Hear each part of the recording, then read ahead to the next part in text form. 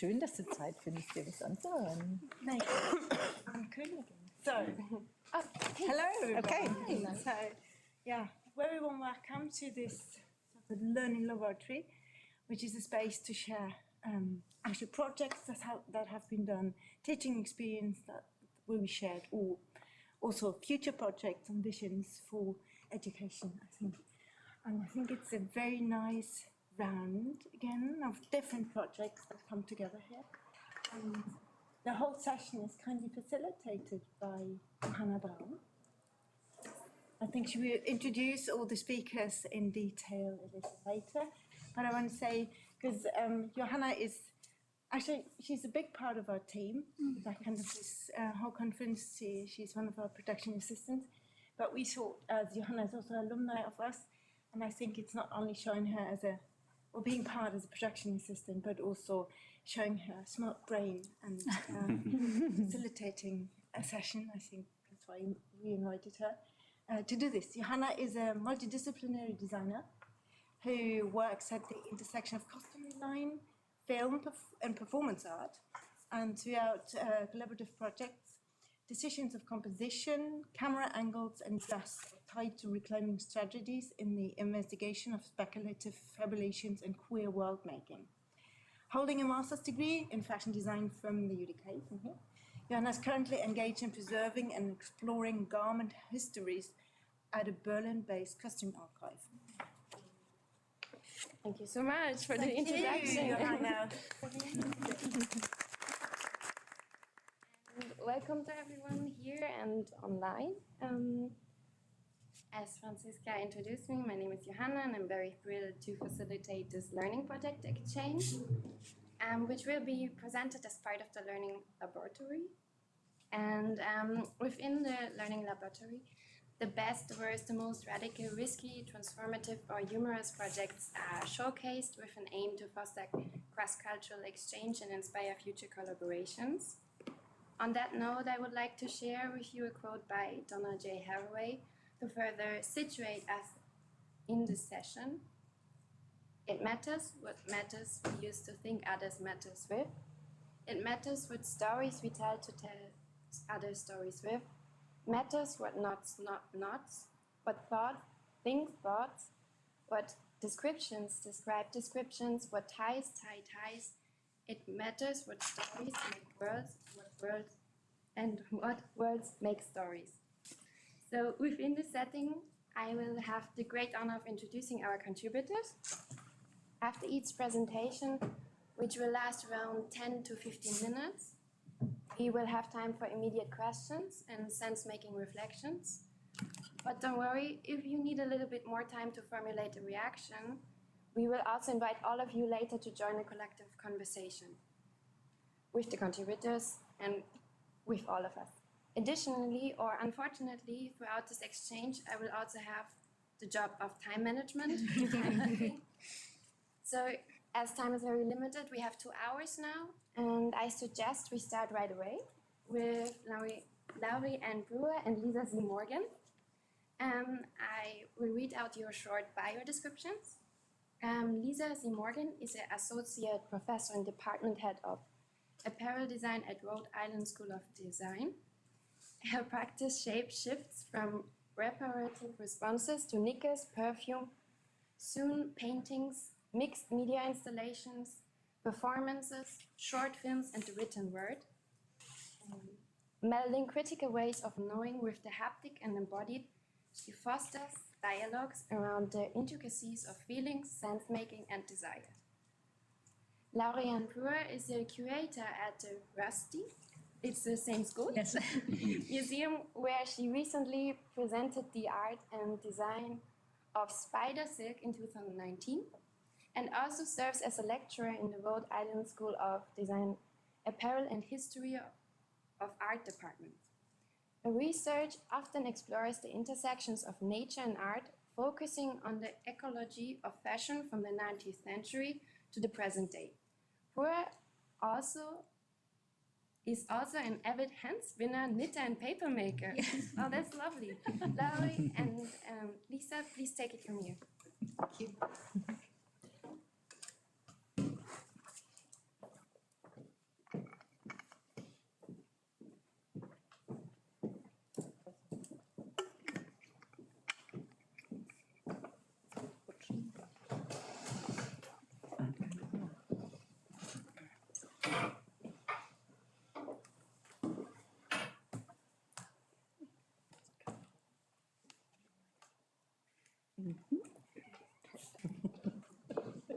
All right, thank you, everyone. Annie, siehst du selber.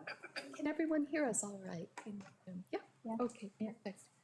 As Lisa and I join you in Berlin today, we also recognize where we teach and the land our institution, the Rhode Island School of Design, inhabits, Providence, Rhode Island, United States, which is situated on the lands of the Narragansett Nation as well as the Wampanoag Nation, both active and living communities. So our presentation today will follow the inception, two material case studies, collaborative relationships, as well as the emergent possibilities that have developed from the hybrid studio lecture course, The Uses of Animals, Design and Nature, 1850 and Now, which is situated within the Apparel Design Department at RISD. This course is an extension of my earlier work on... Sorry, can you speak up a bit? It's hard to hear at this end. Maybe it's the window. Yeah, is this better? I think maybe if we shut the windows. Yeah. Here. We're just going to pause, close up some windows. Yeah. All right. So, yeah, the course is an extension of my work as a human ecologist and a fashion historian, and open spaces of learning spanning from the mid-19th century, when the natural world was considered to be a boundless resource, and in such spaces as the Great Exhibition of 1851, which included displays for the animal and food collections, as illustrated here with the display of the furriers, Nicolay and Sons. The Uses of Animals course opens up a comparative dialogue to examine historical relationships about resource extraction and demonstrates the ways contemporary designers build on far more synergetic modes of making, while still working with and alongside the natural world. Contemporary figures, such as the designer Carla Fernandez, whose firm is dedicated to preserving and revitalizing the textile legacies of indigenous and mestizo communities in Mexico, Elizabeth James Perry, a Quina Wampanoag and our local neighbor, and beautiful jewelry maker in the community, Claudia Youngstra, a farm-to-fashion pioneer from the Netherlands, and Peter Paul Kralik Williams, Yupik, Alaska native, Strumpet and Pink, here Lisa, my collaborator for this paper, the Scottish Handmade Maker Collaborative are all featured as exemplary models of responsible design practices. In most cases, many of these firms and designers functioning outside of any fashion system, be it a big F or a little f. This course follows the structure of the text, the commercial products of the animal kingdom employed in the arts and manufacture, written by P.L. Simmons. And he did this guide to the animal products collection, which was housed at the Bethnal Green Museum before it became the Children's Museum on the East End of London. And that opened in 1872. The students in the RISD course are introduced to the material properties as well as the material behaviors of many such materials as, and wait for it, wool, bone, horn, coral, shellfish, leather, furs, feather, hair, spider silk, and animal perfumes.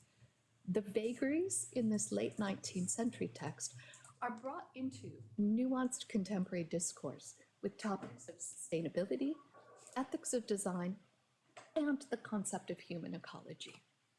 So Uses of Animals acknowledges the degree to which the seductive and sensory qualities of a material can become extractive and exploitative when the interrelationships and interconnectivity are not engaged as part of the material understanding and or literacy.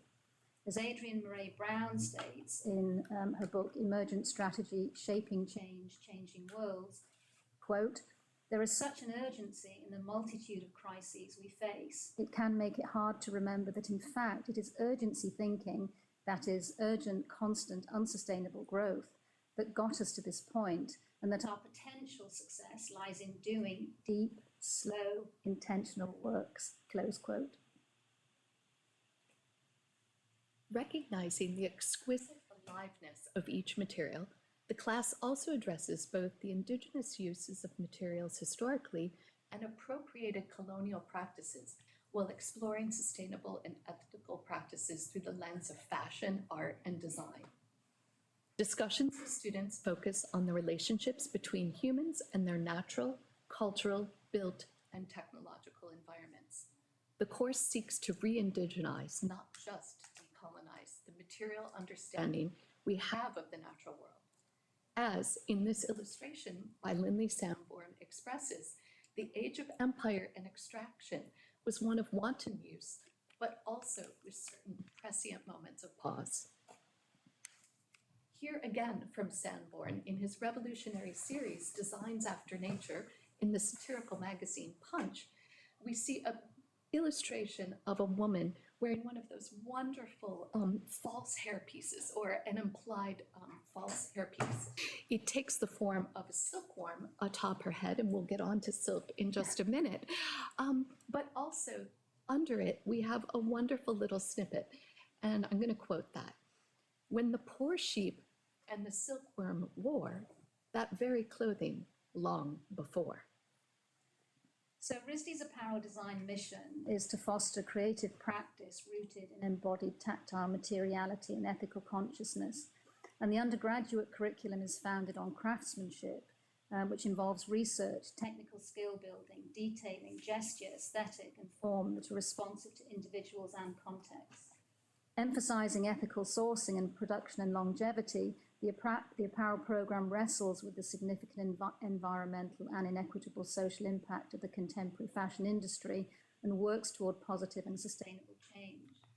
And as a challenge to the relentless cycle of fashion, we slow down, rethink, and through multidisciplinary approaches, reimagine the notion of clothing and question systems of making. Clothing and adornment are multifaceted forms of communication that are inseparable from how we connect, move through, and act within the world. And we believe these embodied expressions instigate dialogue with ourselves, with each other, with history, and with the future. Another quote from Adrienne Murray Braun, she states, quote, "Based in the science of emergence, it's relational, adaptive, fractal, interdependent, decentralized, and transformative," close quote. And as we work in community with our students, and here we have students from the class Use of Animals, and they come from textiles, jewelry and metalsmithing, architecture, printmaking, as well as faculty from textiles and apparel, and we're spending a day at the Sheep and Wool Fair. And so here we're all together physically immersed in experiences that have all of us experiencing how materiality, animal husbandry, land and community can live in mutuality. So we're all sort of living and breathing between histories, future imagining, sensorial experiences, systems. To further deepen our understanding of the local lands and community close by to the campus, multiple field trips and immersive hand-on experiences became part of the course. Collaboration between, here pictured, the Hurricane Hill Farm, which operates as a small-scale Leicester long wool fiber production operation, as well as providing an affordable land access to women farmers. And it further developed to include our students even receiving fleece from this farm, which was subsidized by the Livestock Conservancy. So the students worked with those fleeces to wash and scour and prepare before spinning, but also met the very sheep that they were working with. The land that the farm occupies was once home to the aforementioned Narragansett Nation, and importantly, the owners of this farm, Drake and Wright, have dedicated time to learning the history of the land and sharing that with the students and all visitors to this space. And so they've tracked the history of this farm from early English settler colonizers, the Baker family, who subsequently employed enslaved then Africans on, as well as indigenous workers on that farm. And a quote from them, they say, "Well, this story is not an uncommon one in New England." They maintain that telling the farm's story clearly is another opportunity to invite you into a conversation about our human responsibility to one another, end quote. On the left, you see here the samples of the wool from the sheep from Hurricane Hill, picked, scoured, carded, and hand-spun by the students. And on the right, some additional community relationship building with other farms in our local area doing similarly exemplary work, and this one is Ocean Hour Farm. So Indra's net, I think a lot of people are talking about sort of rhizomatic ways of working, but I think Indra's net sort of captures more, I believe, what we're trying to do with this class. So Indra's net is the capacity of one jewel to reflect the light of another jewel from the other edge of infinity.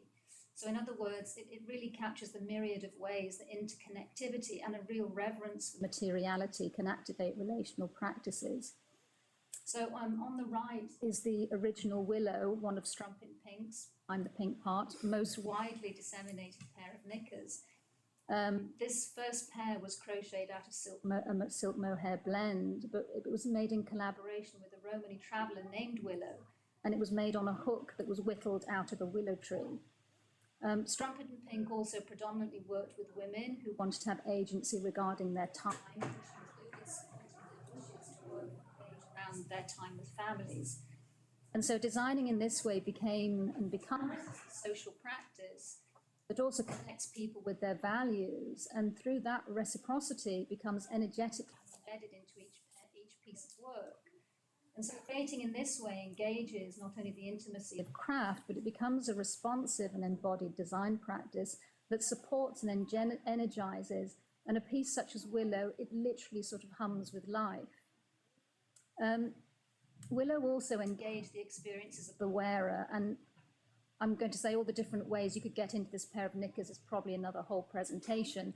But the narrative of Willow evolved through sort of different iterations, different stories, different experiences, and it went from Pussy Willow to She's a Pussy Willow, and then Pussy Willow's private function, so that when the opportunity to work with bulk threads using their microsilk yarn, which is bioengineered to mirror the properties of spider silk, the sort of deepened relationship offered by engaging the willow family tree further were really too expansive to resist. So this is where Lisa and our collaboration really deepened, and I was working on the Spider Silk exhibition. And since ancient times, we think of fiber production and weaving and the association with spiders and their silken webs. Spider silk itself, the actual silk of spiders, is a unique and extremely rare material. Its tensile strength, heat conductivity, fineness, and elasticity remain unmatched. And further, when we're talking about the golden orb spider, this natural golden color is lustrous and astonishing. In the early 2000s, the gentlemen Godley and Pierce began investigating historical spider silk harvesting techniques in Madagascar, collaborating with local artists to weave spider silk using the indigenous Lamba Mandakaba textile patterns. Here, seen here in this example, historically, fishermen in Madagascar have plied strands from the massive golden webs of the orb spiders for fishing lines and nets. The extremely rare textile displayed in the exhibition that I did was woven from silk harvested from these spiders. The silk collection takes place during the rainy season. The spiders are most active during this period, and it produces the highest quality silk. 24 filaments, so each spider producing one filament, 24 of these plied together create a strand. So you can just only imagine the labor and dedicacy to this. In the next slide, we see really the comparison between the spider itself and now segueing into the field of bioengineering and the biosilk that Lisa mentioned. During one silking session from the spider, the female spider can produce 40 to 100 meters of filament. This is time consuming and really, really laborious. By contrast, on the far right of this image is the microsilk, the laboratory produced fiber inspired by the natural spider silk. Bioengineers mimicked the spider silk's genetic code and then extruded and spun that into yarn, much like you would with a rayon, but it's coming all from then this non-petrol system of materials. The genetic code of the spider is still there, and its unique properties of strength and moisture induce supercontraction, which really can be used to excellent effect in sportswear, so not having to use elasticine or lycra, for that contraction, as well as really well suited to lingerie. So Willow in this iteration becomes Willow's Web and was made in Scotland by Carey Brett. So Carey was the phenomenally talented and gifted woman who ended up crocheting the majority of our Willow pieces. Over the years, she's really come to know this piece intimately, innately, and her sensibilities are thoroughly embedded and entwined into each piece. So much so that it was, of course, natural for her to actually work with the micro silk, even though she'd never worked with that before, because her relationship was so sort of, it was in symbiosis with Willow. And so she could understand the aliveness of the piece and worked with on the base.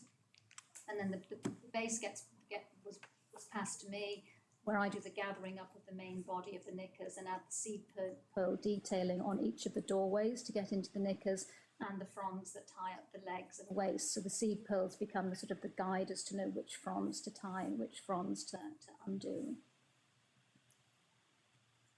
And so throughout this class, I mean, I think we're hoping that you can see all the different directions that looking at one material can possibly go. And of course, in the context of all the other materials that are looked at, students realize that it is not possible to create a linear process that is not extractive.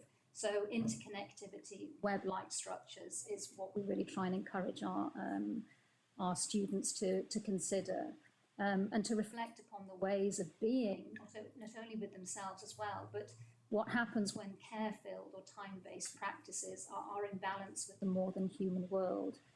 And through each immersion, this web of complexity and interdependence is revealed, which has the students cultivating an emergent design practice. And this class has only been an elective so far, which means that students at RISD opt to take the class. But as it has developed over this last couple of years, it's become even more evident the degree to which this sort of embodied relational type of learning practice needs to be experienced by all the apparel design students at RISD. And as such, the class will become part of the core curriculum in 2024. And it goes without saying, none of this would have been possible without the deeply collaborative relationship. And the list is almost far too long to mention, but I do need to give a shout out to our RISD colleagues at the Nature Lab, further the Livestock Conservancy, Mama Farm, Ocean Hour Farm, Hurricane Hill Farm, Amy Dufal of the Southeast New England Fiber Shed, and all the practitioners, scientists, knowledge keepers who have visited the class. Thank you all for listening.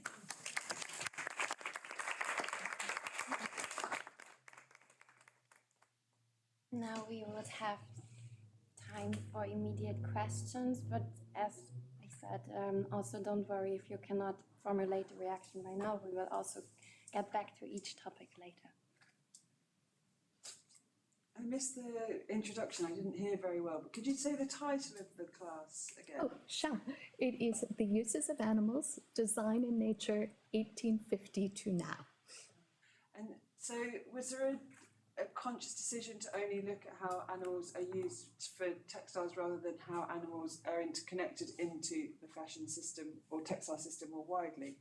Oh, it is. So actually, we only did 2 case studies for wool and silk, but in the parameters of the entire course and following that historic text from the animal products collections at Bethnal Green, the students, we go through tanning processes, we go through the use of bone and horn, we talk about the entire use of the bodies of animals. Yeah, if it's okay, just to clarify my question, so it's about not just about, there was obviously a conscious decision to talk about how they're used, but not how animals are connected into fashion or textile systems. So, for example, I understand. the extinction of particular species of sturgeon because of cotton production in Narrow Sea, or wolves being a threat, seen as a threat to sheep. This is what I mean, that kind of like wider connection into...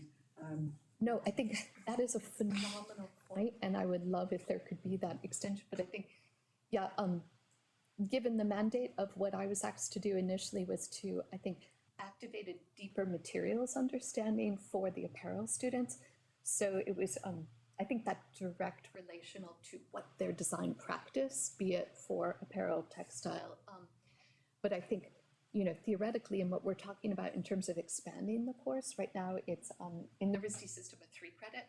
It would be wonderful if it could be, we have our nature, culture, and sustainability department as well as liberal arts, that it could have even more room to expand that web into that further. But yeah, so that's where the narrowing, the honing into that much more production. But I mean, right now the class is a studio lecture course. It's a 3-hour class, meeting once a week over 12 weeks. As it shifts into the core curriculum, it becomes a 5-hour class over 12 weeks. And I mean, ideally, it would be great, I think, for the class to, if we're thinking about time-based systems as well, because we're always trying to, cram so much into a curriculum, right? So if we're thinking about time-based, it should actually go over a year so that it also becomes seasonal and cyclical, so we can actually make it broader and larger and allow all those, the nuance and the discourses to kind of shoot off, or actually what do students potentially want to then bring in as part of the discourse around a particular material. So maybe I should flag, say for Centre for Sustainable Fashion, I help write a course on fashion and nature on Futureland, one of the free courses that touches on some of that stuff. Just as a point of reference. okay, lovely. Thanks. Okay, great.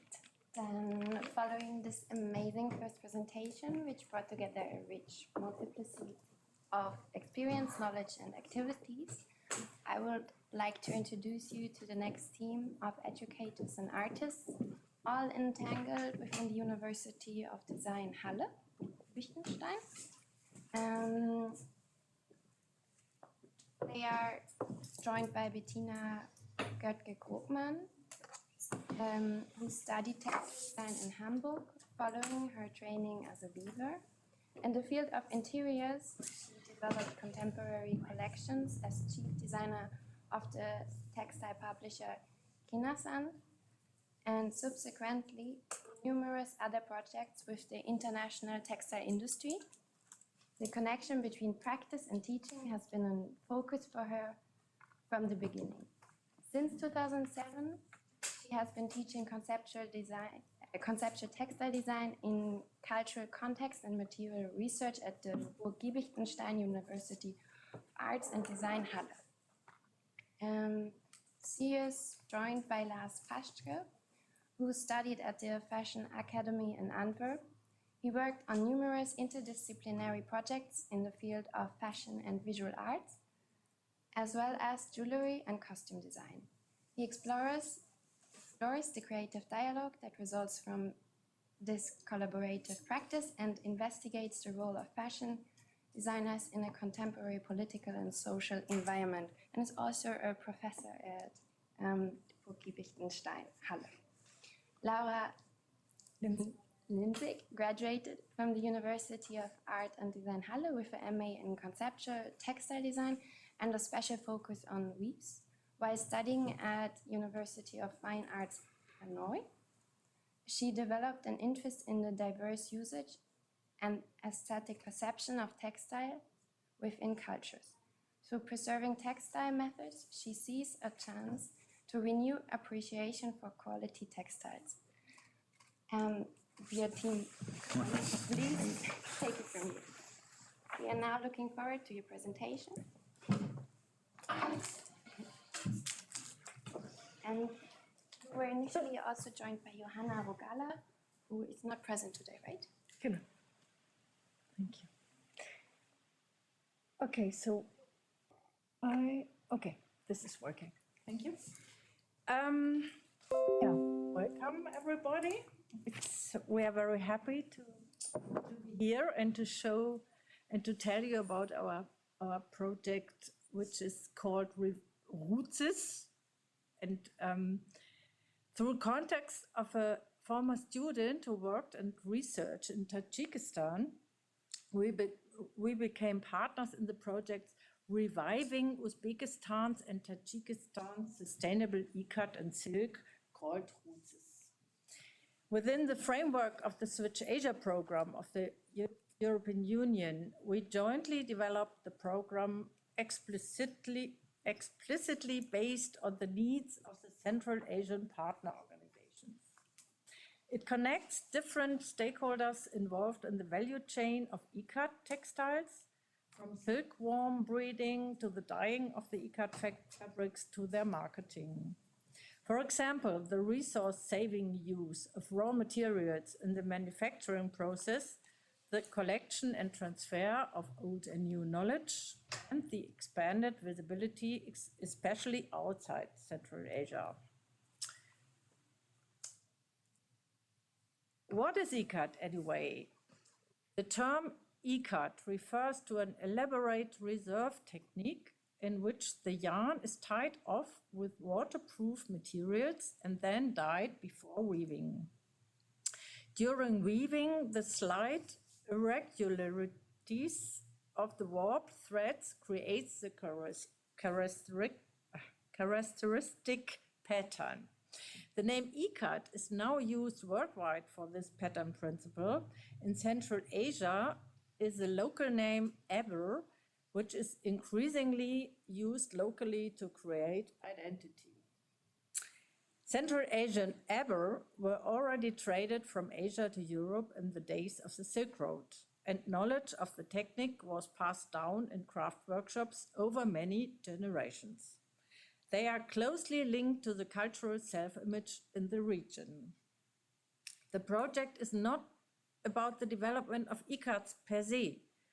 Its masters are clearly the Central Asians, but about supporting a further development under sustainable aspects. By returning to the tradition of natural dyeing and developing reproducible recipes with local plants, and by investigating the possibilities of switching to water-saving production. The knowledge of how to use natural dyes has been lost, mainly due to the Soviet era. It was forbidden. During the project, a dye recipe book and video tutorials were developed with books from our university know-how to help revive buried knowledge and bring it into a contemporary context.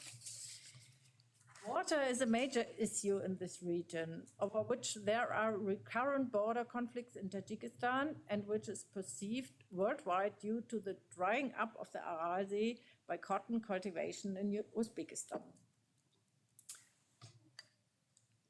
Another need of the artisan organizations was to be able to better tap into and serve the Western market. First, by improving fabric quality, and second, by producing garments from the aber that can be produced with little waste. The zero waste principle has a long tradition at aber, as the fabrics themselves are very valuable, and every square meter has always been used, but the Central Asian partners want more contemporary garments for their own and the Western markets. And I hand over to Laura. And the next slide. So within the framework of the GUTSIS project, there was one element to facilitate networking and the exchange of designers and students from all three countries, so from Uzbekistan, Tajikistan, and Germany. And this is the project activity we would like to present to you mainly today, or would like to speak, or Lars is going to speak about later. So under this collaborative project component, we initiated a collaboration between students of the Burg-Giebichenstein University and students and designers from Tajikistan and Uzbekistan. At the beginning of the conceptualization, before the semester started, it was already clear that a major part of the creative design process would have to be carried out remotely and with the help of digital tools due to the geographical distance between the participants. From the experience of the COVID pandemic and the forms of remote working situations we all had experienced in the two first years of the project, we drew the conclusion that meeting in person may build an important basis for the group and work process, especially the design process. For this reason, we kicked off the project by taking the participant students from our university and faculty, us, on a 20-day trip to Central Asia and through the two countries, Tajikistan and Uzbekistan.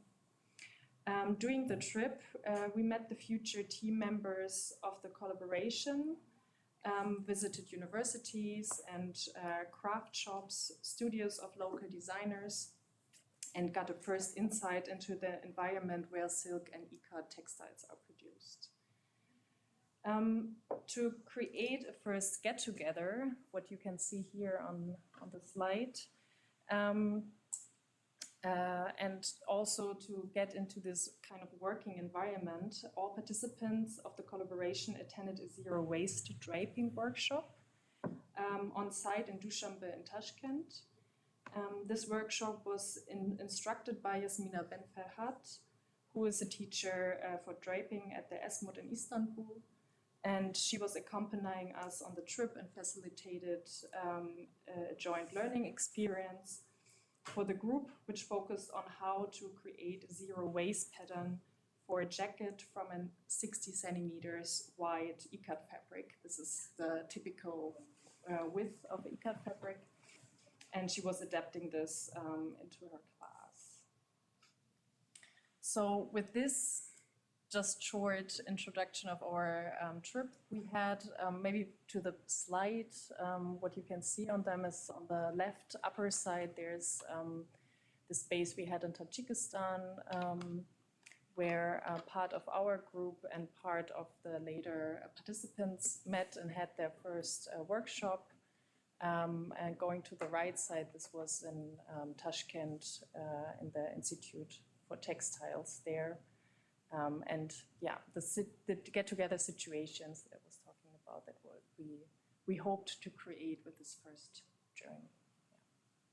And I hand over to Lars. Thank you, Laura. So I would say something more about the structure of the project, so the brief that the students and the participating designers from Uzbekistan and Tajikistan worked on. And the first thing that we needed to deal with are also the different incentives, maybe, that the students from Germany enter this project with, and the participating designers from Uzbekistan and Tajikistan. So there was a really articulated need from the Uzbek and Tajik designers to understand more certain requirements regarding quality, regarding Western collection structures, regarding Western markets, how to, for instance, place an ikat in this environment, and how to, and to popularize also ikat, the use of Central Asian ikats in Western markets. I say this because sometimes, of course, also from our perspective, we're sometimes very critical of these sort of power dynamics. And from our side, it was, of course, important for the students, if they want to work with this material, that they familiarize themselves with production processes, what you've seen on the slides before, how time-consuming it actually is, and how much knowledge you actually need to create these techniques. And of course, for us, it was also an incentive to get to know more cross-cultural collaboration and how to actually design interculturally, which is, of course, there's no blueprint. It needs a lot of communication and a little bit trial and error. We also had to learn. So the aim was to collaborate between textile design and fashion, which also does not always happen. So this was the first bridge we sort of built. And then from these workshops that Laura just introduced, there were 4 designers through a lottery, because we didn't know how to choose actually, through a lottery, they were selected to join us for the course. So we had 4 students or designers, it was a mix, so they were in different career stages actually, from Uzbekistan, and 4 designers / students from Tajikistan joining us. And then, because we wanted to facilitate this exchange further throughout the project, so we were really discussing what could be a project structure that both meets these incentives that I talked about before, and also enables students to stay in in a vibrant exchange, that they're not too much secluded. So in the end, we decided that we would work on one big collection all together with all 16 participants, which makes it, of course, difficult to moderate this. So we decided to have what you actually would find in Western fashion houses, quote unquote, like a structure where we have, for instance, a department that dedicates itself to flu, a department that does tailoring, a department that does active wear. And then we had a fourth was homeware. Was homeware, yeah, more leisure wear, homeware. So the students and the participating designers from Central Asia had to discuss also what these terminologies mean, like what do they mean actually in a traditional Western design discourse, and what kind of garments actually are maybe in a Central Asian region behind this terminology. So that was also quite interesting actually. So then because the ikat weaving is of course very time consuming, and we didn't want to imitate ikat, we worked with ikats from the region. So the groups went shopping on the markets to find the ikats for this for their individual projects, and then we had different inputs. So we had Ivan Korolev, who you see here in the left corner, and then again in the right corner. He was a trend insights and customer analyst at Converse. So he worked with the students and with these two groups, and maybe also because of his own cultural identity. He is Belarusian, so he also grew up in Sweden. So he bridges also these two cultures in a way, this post-Soviet culture together with a Western design approach. So he tried to single out how to actually do research, how to formulate a concept, how to actually plug your own design practice into a broader cultural sphere. So that was very interesting also because he could conduct it in both English and Russian. So he could do the translation immediately. And that was quite interesting because Halle is in the former east of Germany. So there's also a strong Soviet past in a way. So you feel the Soviet imperialism also on all three regions. So that was quite interesting in the discussion. So that was one input. Then Monika Mazin, we see here on the right corner. She's a representative of the Cultural Intellectual Property Rights Initiative. So she talked to the students and the other participants about cultural appropriation, how to negotiate these different incentives also. And it was quite interesting also because she brought in other examples from other parts of the world where there was maybe a different, let's say, a different way to protect, for instance, crafts and not let them be used, for instance, in a Western design context, which was a very different situation that we encountered because there was an eager interest actually for the ikat to be placed in a Western context. And then we have here also Dilyara Kaipova. Maybe some of you know her. She's an artist working with ikat fabric and using very Western iconography. Here we have the screen, the movie. And she joined us for a guest critique also at one point. So these were our wild tutorials because we had multiple cameras. It's a little bit a setup like here. And we always had a translator also translating from English to Russian. Yeah, just to quickly give you an idea how we worked with this. And in the end, here we have students from the fabric design course, from textile design course, that somehow respond within their concepts that they build to the ikat, but also to the concept with their own fabrics that they wove. And here we have an overview of the final presentation, all the different garments. In the end, we also had a styling session, so all the groups brought in their garments and we styled them all together. With a video conference. With this Central video Asia, conference, yeah. That was really wild. We did a styling session. And then it all culminated in this photo shoot together with Angelina Vernetti, which you can also find actually in these little booklets that we brought with us. And please, we bring it for you. So spread it out. Yes. And I will hand over back to Laura to talk about how we use these results. Beyond Beyond, the exactly. project. Ich habe mal geklickt, ne? Du musst sagen, Ja, wenn genau. ich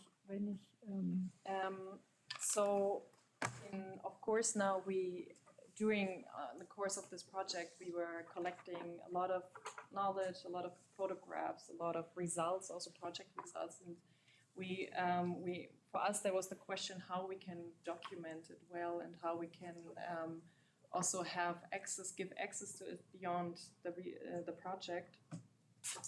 And first there was the idea to install a password-protected database because, of course, how to protect also images and things was the question, to have a password-protected database system to collect entries of contemporary and historical Central Asian ikat textiles with the purpose to increase its visibility for a professional audience, such as researchers, students, and designers, to have it as an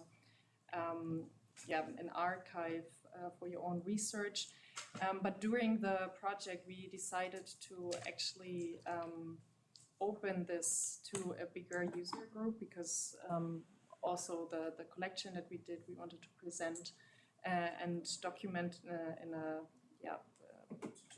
to make it more accessible to more people. So after a technical test and consultations also with our project partners, we decided to design a website which bundles project results and educational materials, because this was the other part that we developed during this project, without restricted access, and thus allows access for a larger group. Thus a project website was created that encourages browsing through an archival structure. Opening. So we kind of kept the idea of having an archive. So now it's live. So the visitor on this website, the visitor can find educational materials along with documentation, pictures, and videos of the fashion collection. So everything is interconnected. The aim of the website is to present Central Asian ikat artisans and their textile designs in a line with contemporary designs and their creators. Each garment in the collaborative collection has an entry that provides details, as you can see here, detailed information about the designers, the material, and the concept behind each piece. In this case, you see an ikat design or fabric that is sold in Central Asia. And underneath, you can see when you scroll down, underneath there are some linked cross-references to other, these figures that you see here. These are all cross-references to other entries, again, where this fabric was used, or where, for example, if there's a piece in this garment that was made with natural dyes, it is interconnected again with natural dyeing recipes that were developed during the project. And so there are many links that is kind of showcasing how it's not just the final garment, there's so much behind it, so many hands who also made it to become this actual piece.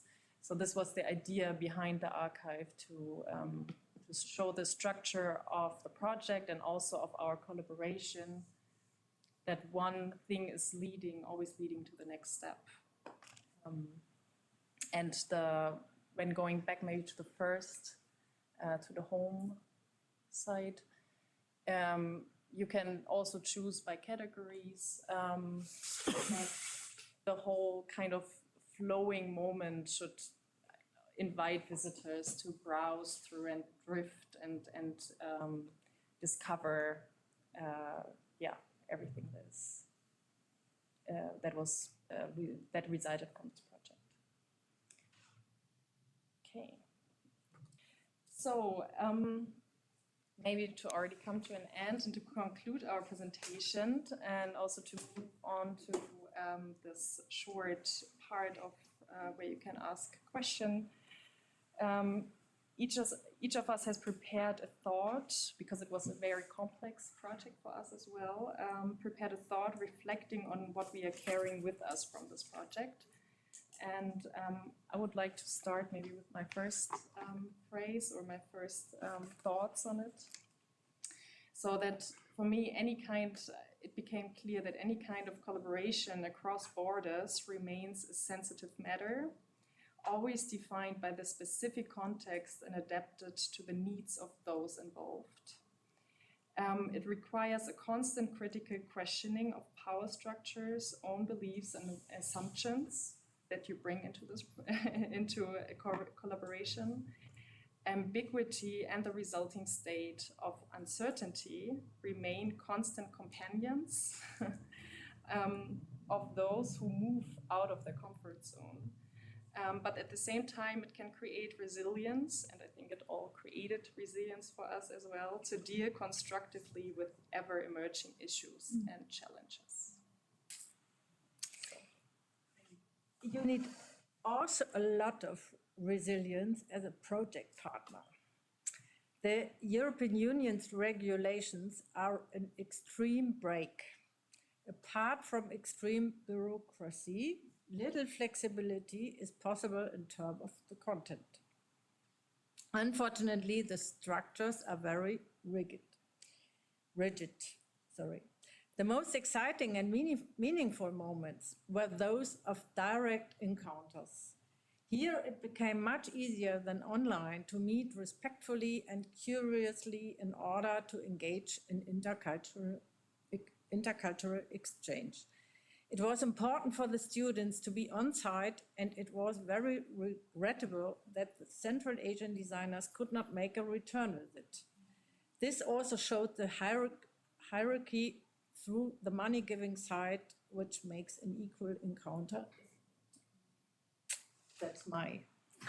Yeah, I think we all have, like, as much as we enjoyed also this collaboration, we all had like very contradictory feelings, I think, in the end. And for me, it was also, to sum up a little bit, this feeling of, are we applying soft power methods now by this, by also sort of hierarchizing knowledges in a weird way.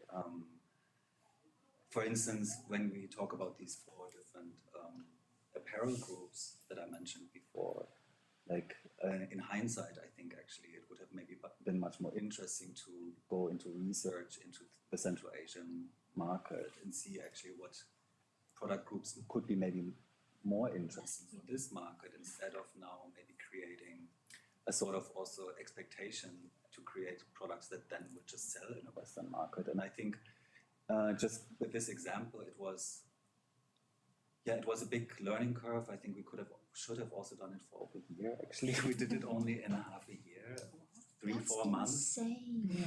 And so we also had to really produce very quickly a lot, because it's a 20-point project as well.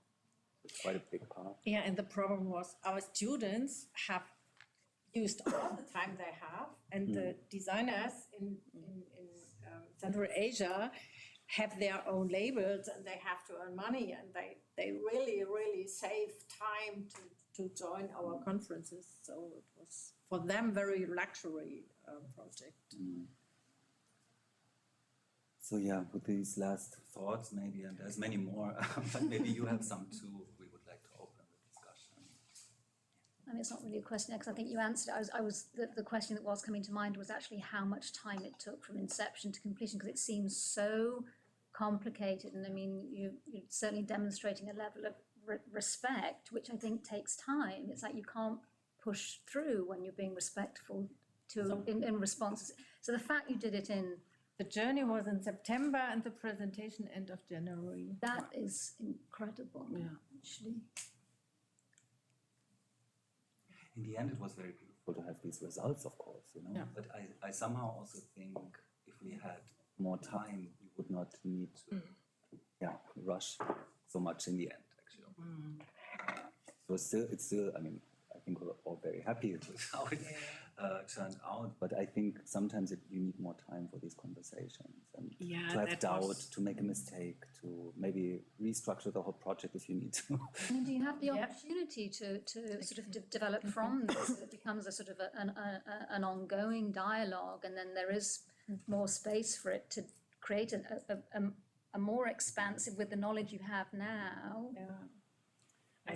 I think the fact that the designers were not able to travel, to come to Germany as well is one thing that kind of also is a break, right, in this kind of exchange. Because of course for us it was a big experience to go, to travel, it's like maybe for some life-changing of our students as well, but yeah, that part is really pity, and I think sometimes it doesn't really work because it's just it's not an equal exchange. The space for the Central Asian designers was really, really too small, so they needed more time. Amazing. Maybe to stay within our time schedule, I would like to move on to the next presentation.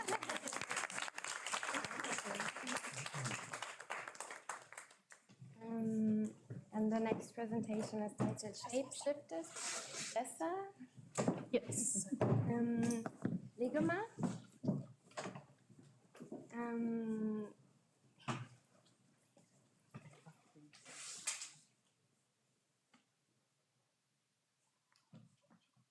Also, there is water and everything in the back in case you guys need water.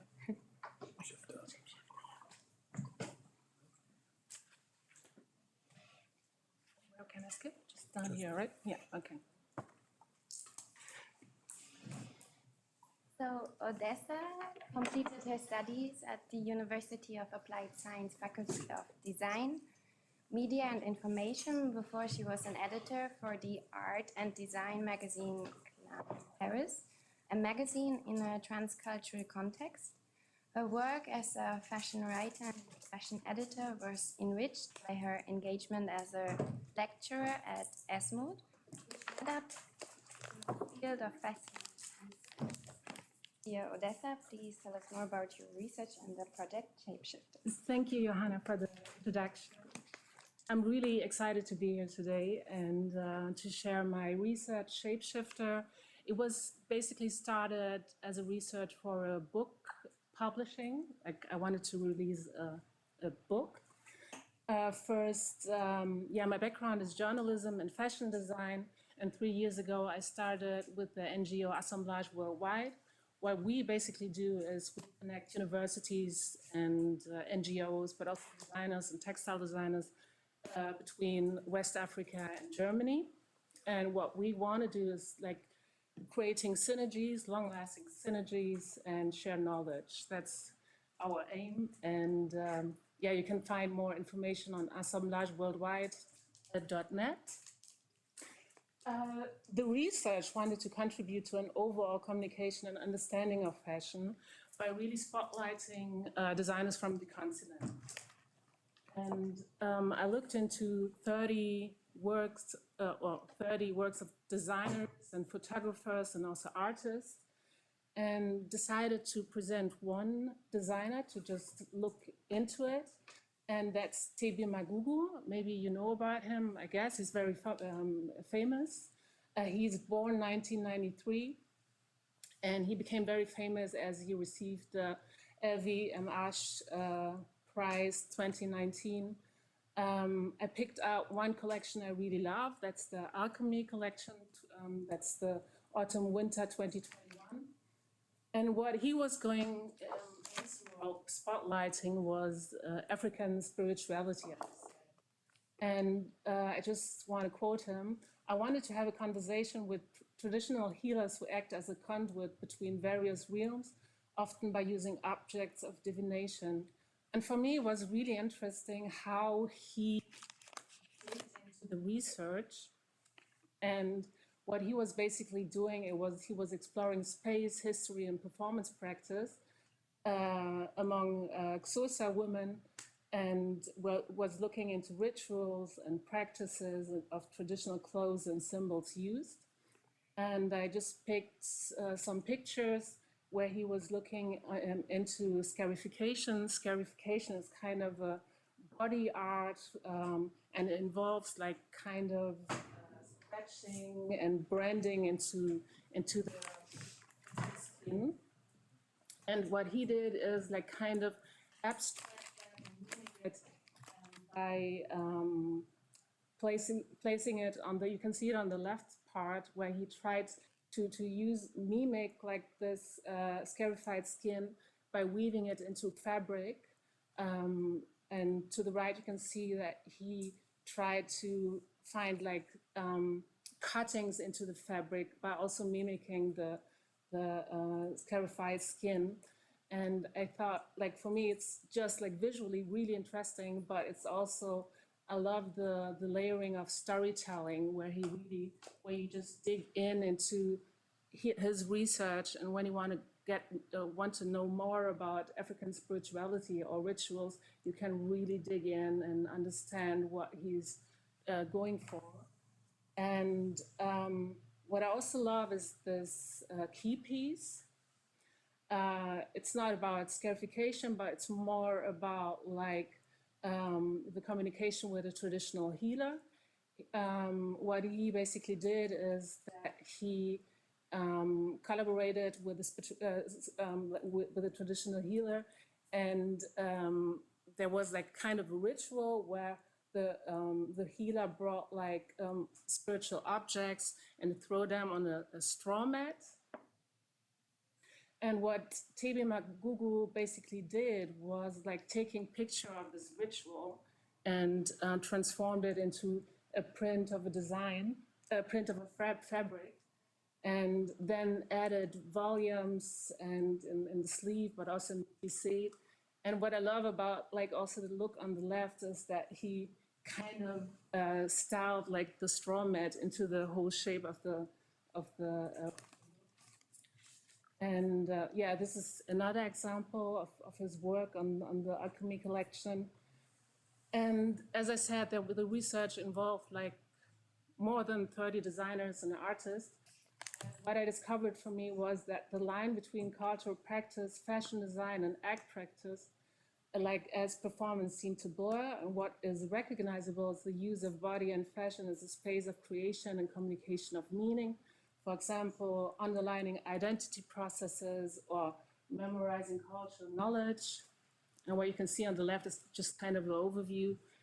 And because I didn't just want to present TV, but also some other designers, but just like a kind of outlook. This is Bubu Ogusi. She's from Nigeria, and she looked into masquerade. And what I really love is that she tried to involve that into the traditional kante weaving techniques, like the movement of the dancers. And this is something I really love. But also Amaka Ozakwa, she looked into cultural practices as hairstyles and tried to adapt like the movement of the hands by doing the hair, and kind of translated it into the print. And what I really love about it is that she was thinking about how can she preserve heritage and culture through design. That's something I really loved. And yeah, that's like kind of just like a insight into the research and just like inspirational outlook. And yeah, thank you for listening.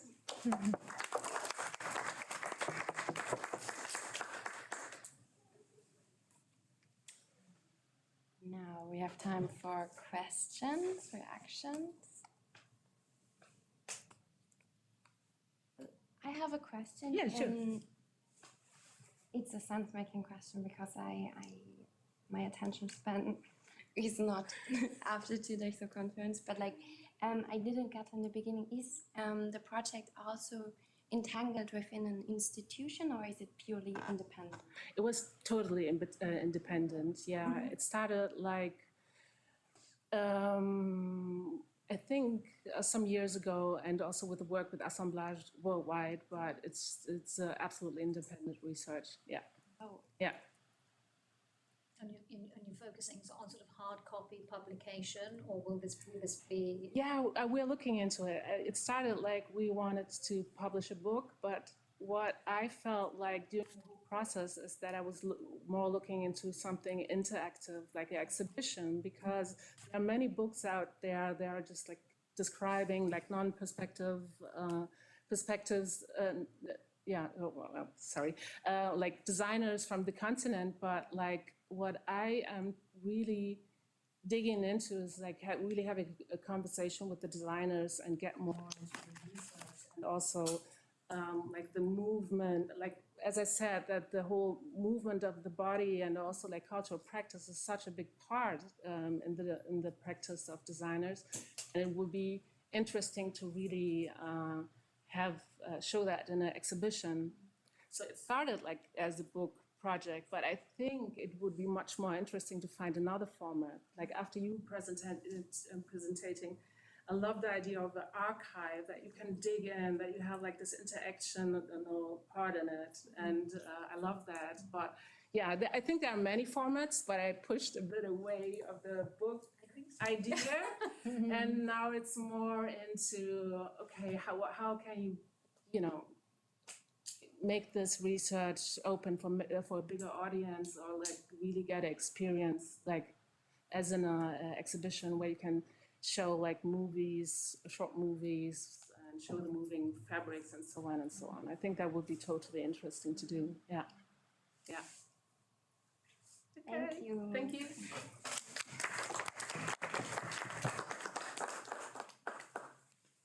So following this very interesting research presentation, I would like to present the next group who explores learning culture harness through the Lux exhibition. Participating in the project are Sarah Eamson. Please feel free to correct my pronunciation of your name. Anse Ermek and Becky DeLacy, as well as Sonia Genders. And I'm going to read your short bios. So I'm going to start with Sarah Eamson's research explores fashion narratives, cultural memory, and visible stories at the intersection of art, culture, and fashion. She's interested in the messages artworks hold and how these are translated into garments to communicate cultural memory. Alongside teaching, Sarah has worked freelance in varied art, fashion, and design fields. Anse Imek focuses his work on the unseen, unfashionable, and unpopular. The themes of his practice often reflect his mood and the circumstances around him. He is especially interested in fashion as a visual language and researching alternative ways to document creative development. Becky DeLacy blends her industry experience with traditional and conceptual design approaches. Becky initiates developments and delivers high-quality teaching and learning at undergraduate and postgraduate levels.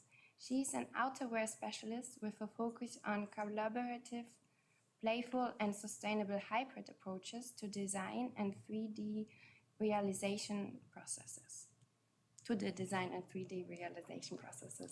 Sonia Genders is a fashion stylist and educator. She creates bold, colorful characters in her creative work to tell stories of outsiders, often collaborating with young, independent fashion designers. She has a fascination for nuance and in-between moments. As an educator, Sonia empowers students to build their confidence and experiment to understand and express their creativity through fashion, styling, and art direction. She believes that the uniqueness of people's lived experiences and perspectives makes fashion impactful, interesting, and important.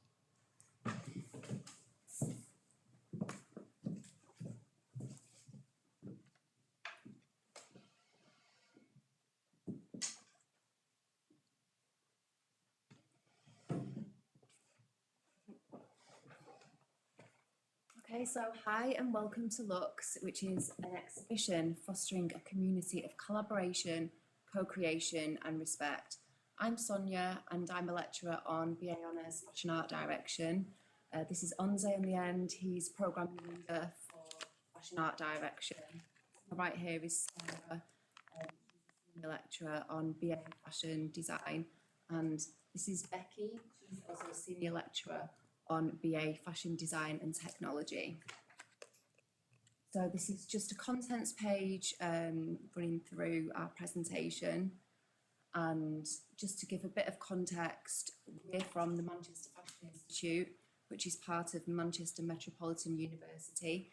We're one of the UK's largest fashion schools, creating a culture of collaboration, creativity and entrepreneurship at Manchester Metropolitan University, and we have 12 programmes within Manchester Fashion Institute.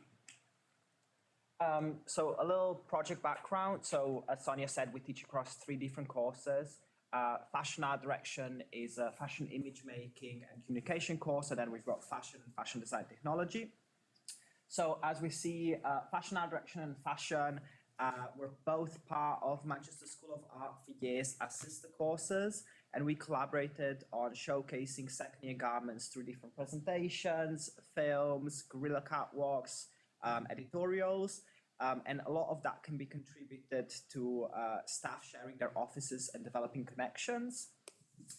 Whilst FDT, Fashion Design Technology, was initially part of Manchester Fashion Institute, which is a different department at the same institution, which can get a little bit confusing.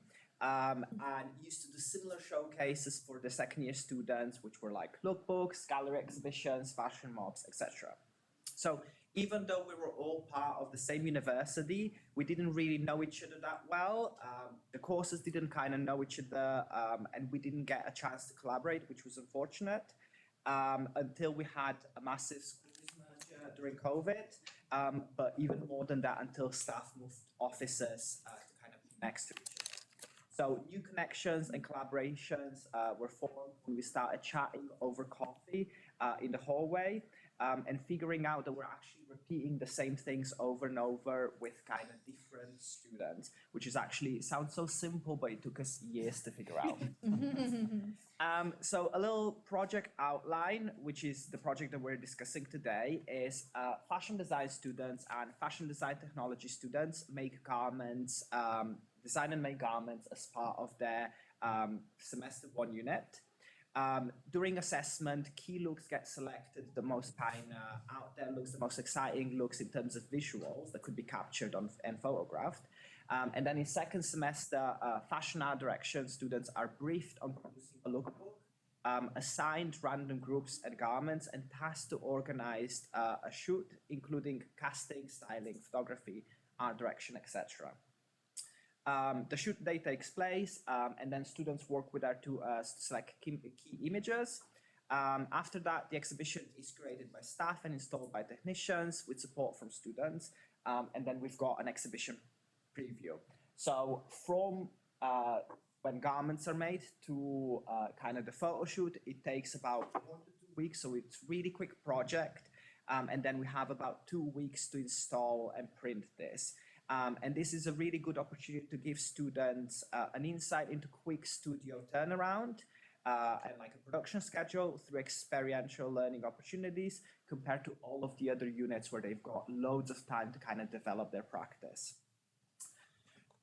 Here are some of the lookbook images that came out. So we found them quite diverse and exciting, exploring a range of aesthetics and styles because students worked in small mixed groups. So instead of allowing students to pick their groups, which would usually be based on their friendship, not on kind of aesthetics or anything else, we kind of pre-selected the groups and made sure that all groups were of mixed styles, skills, and experiences, really to push the students and to push their practice. And then here are some images from our exhibition. So the exhibition was held in one of our university buildings. And it showcased printed images, films, showreel, and selected garments. The space is not a traditional gallery, so had multiple restrictions. However, it allowed for greater footfall and for students to showcase their work to their peers. So a preview night was a great success and well attended, and it kind of became a blueprint for future exhibitions. Yeah, so we sort of need to with the project, we need to discuss two key project learnings, and it's sort of the changing profile of the students post-pandemic and the collective staff reflections and how we can sort of reimagine education going forward. So the changing profile of students post-COVID, we need to recognise that a lot of the students have very limited experience of working in groups previously. And we really wanted the collective joy of the project to come out, and sort of this cross-disciplinary approach to working. So from design, construction, styling, image making, alongside human-centric skills as well. So, you know, equality, diversity, shared practices, collaboration. We really wanted to be very open, professional. So before COVID, we did a lot of exhibitions, lots of different types of exhibitions, lots of live events, and this is the first opportunity that we were having this showcase. And we have to sort of think about the way our students are now and the way they responded differently to this shared experience. And in past exhibitions and future exhibitions are looking at sort of how they reflect on it and ultimately their ownership of the showcase.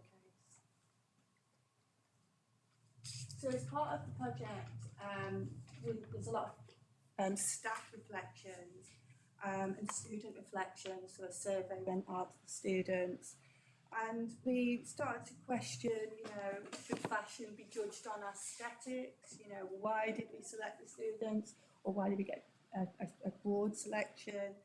Are we the tastemakers? Shouldn't the students be the tastemakers? You know, should we hand full control over to the students?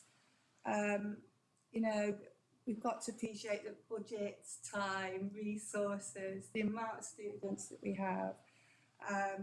And do we sort of want, you know, really, is it about the best exhibition really, or is it about what the students get out of it? And I think moving forward, you know, that discussion of transparency and ultimately giving the students more opportunities to sort of share their collaborative practice.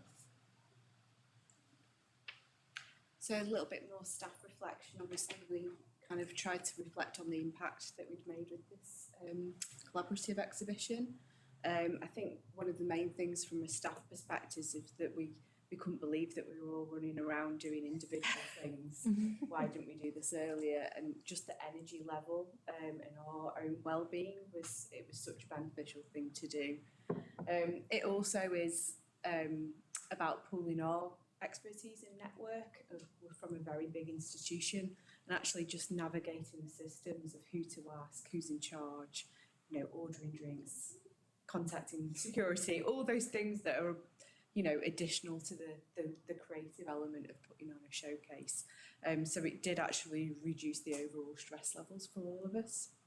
On a similar note, kind of anyone who's done this kind of thing on any level, whether it's a big production or a small production, it takes a lot of effort working with the students, navigating all those conversations whilst producing this. So actually working as a team was, again, on a wellbeing level for us, it was really great. And actually we've been able to come here, have conversations, formulate what we're going to do next. We've all dressed very similarly by accident. So I think it's kind of given us that connection with each other, kindred spirits. Obviously the students see us working together, and not only, you know, we're a bit of a dab hand of putting these things on, but actually something always goes wrong. So something doesn't work out as planned, and it's great for them to see that actually you don't have to plan everything, that, you know, sometimes it's about just dealing with the situation in that moment. So that's been really useful. In terms of the materiality and physical elements, we tried to reuse and repurpose some of the scaffolding from an old MA show that has now become kind of a well-designed modular unit that we worked out for this show that we can use again. It's kind of become like a bit of furniture now in that space. One event being in one space instead of lots of pockets of events going on. Obviously, we can't calculate the energy used, but even on a level of, you know, people having to work late, overtime, the cleaners, the security staff, it's reduced all that. So on a huge work-life balance, it's been really great.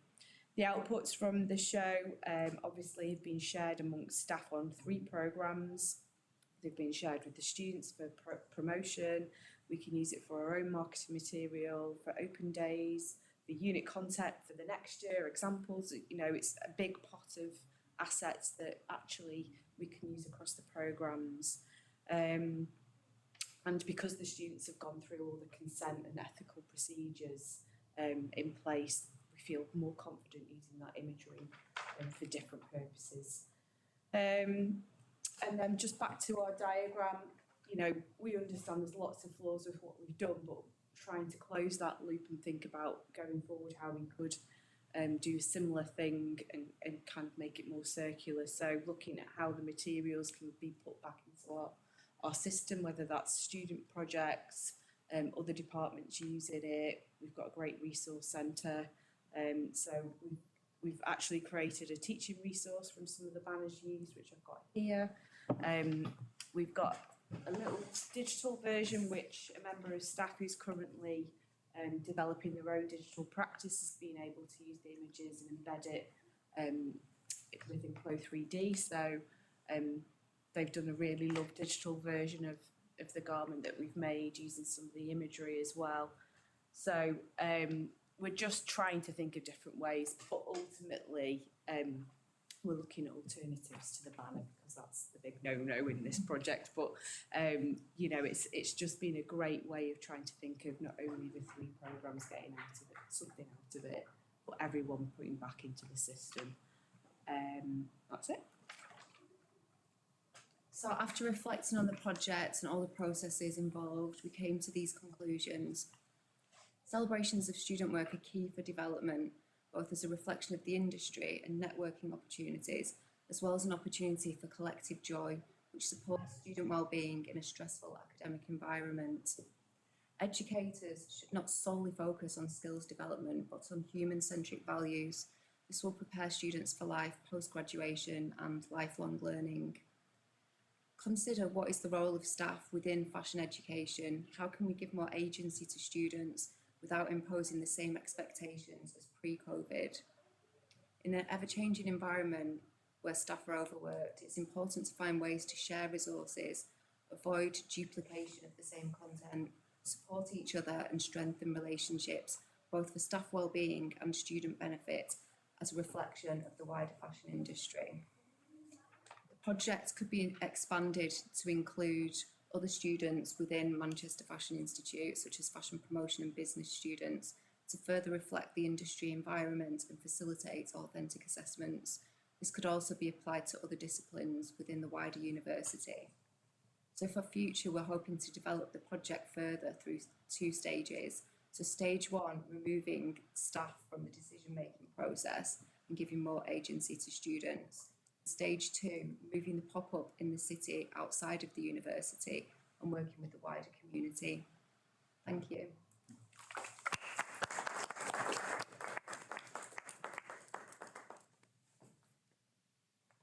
Do we have questions, reactions? I guess I'm really interested about the framework that you've all come together. Was that, you said, make it sound very organic. Is this been a labour of love? Is this extra curriculum, or is this part of your research that you get within the university? I'm just wondering the kind of the framework of how you've made it happen. I think it's a mixture of everything. It's definitely a labour of love because there's kind of additional time that we had to spend to kind of come to this stage now that we can kind of share more resources.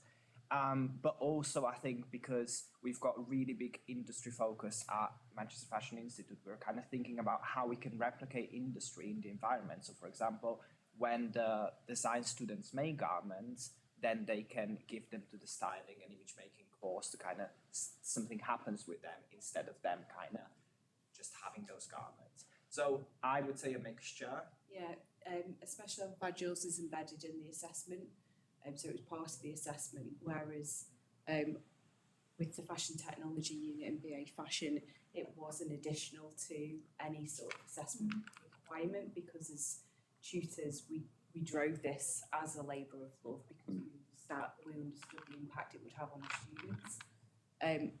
That has been a bit of feedback actually from our external examiner, that we should try and, you know, give the credit to the students showcase in the units that maybe don't assess it. So hopefully it would just become a more collaborative way of assessing the students as well. Or imagine it in that way. Is there a challenge there then, because the collaborative always strikes me in terms of when you relate that to assessment?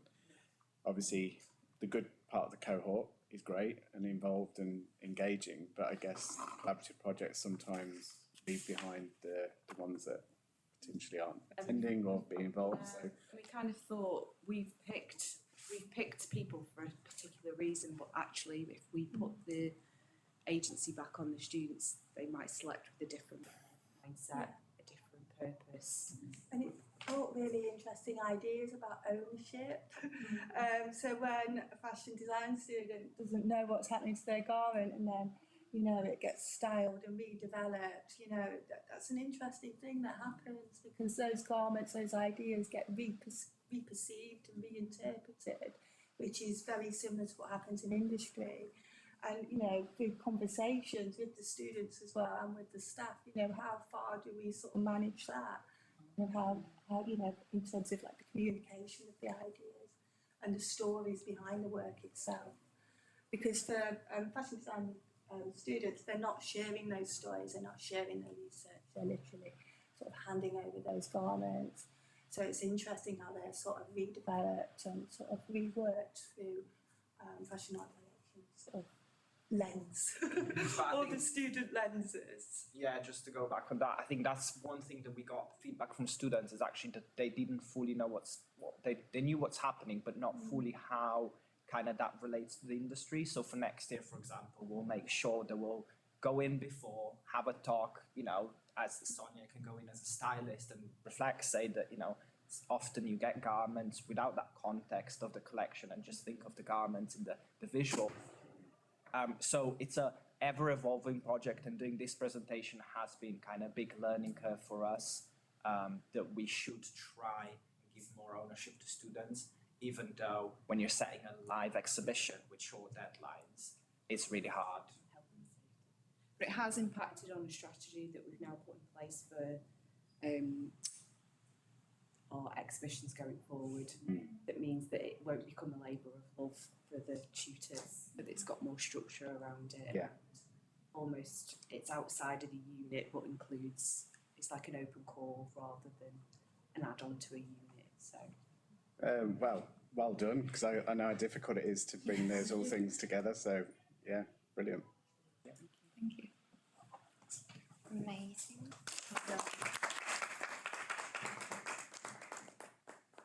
The final project presentation for today's session is held by Sabine Lettmann and was co-created with Tom Chris. He won't be with us today, right? Yeah. Okay, so then Sabine Lettmann is a fashion designer and creative consultant who teaches subjects such as circular fashion, systems thinking and conceptual development internationally. Her design research is influenced by her practice, allowing her to investigate applied circular fashion design within the context of higher education. She develops design tools aiming to support students and designers in transition to regenerative design practices. Thank you.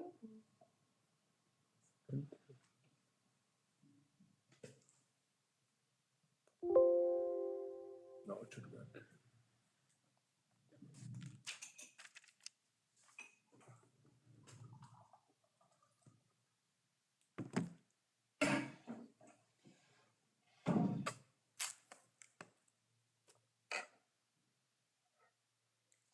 Well, thank you, and welcome to Global Access Local Impact, providing online learning at MA level to reimagine the value of fashion education.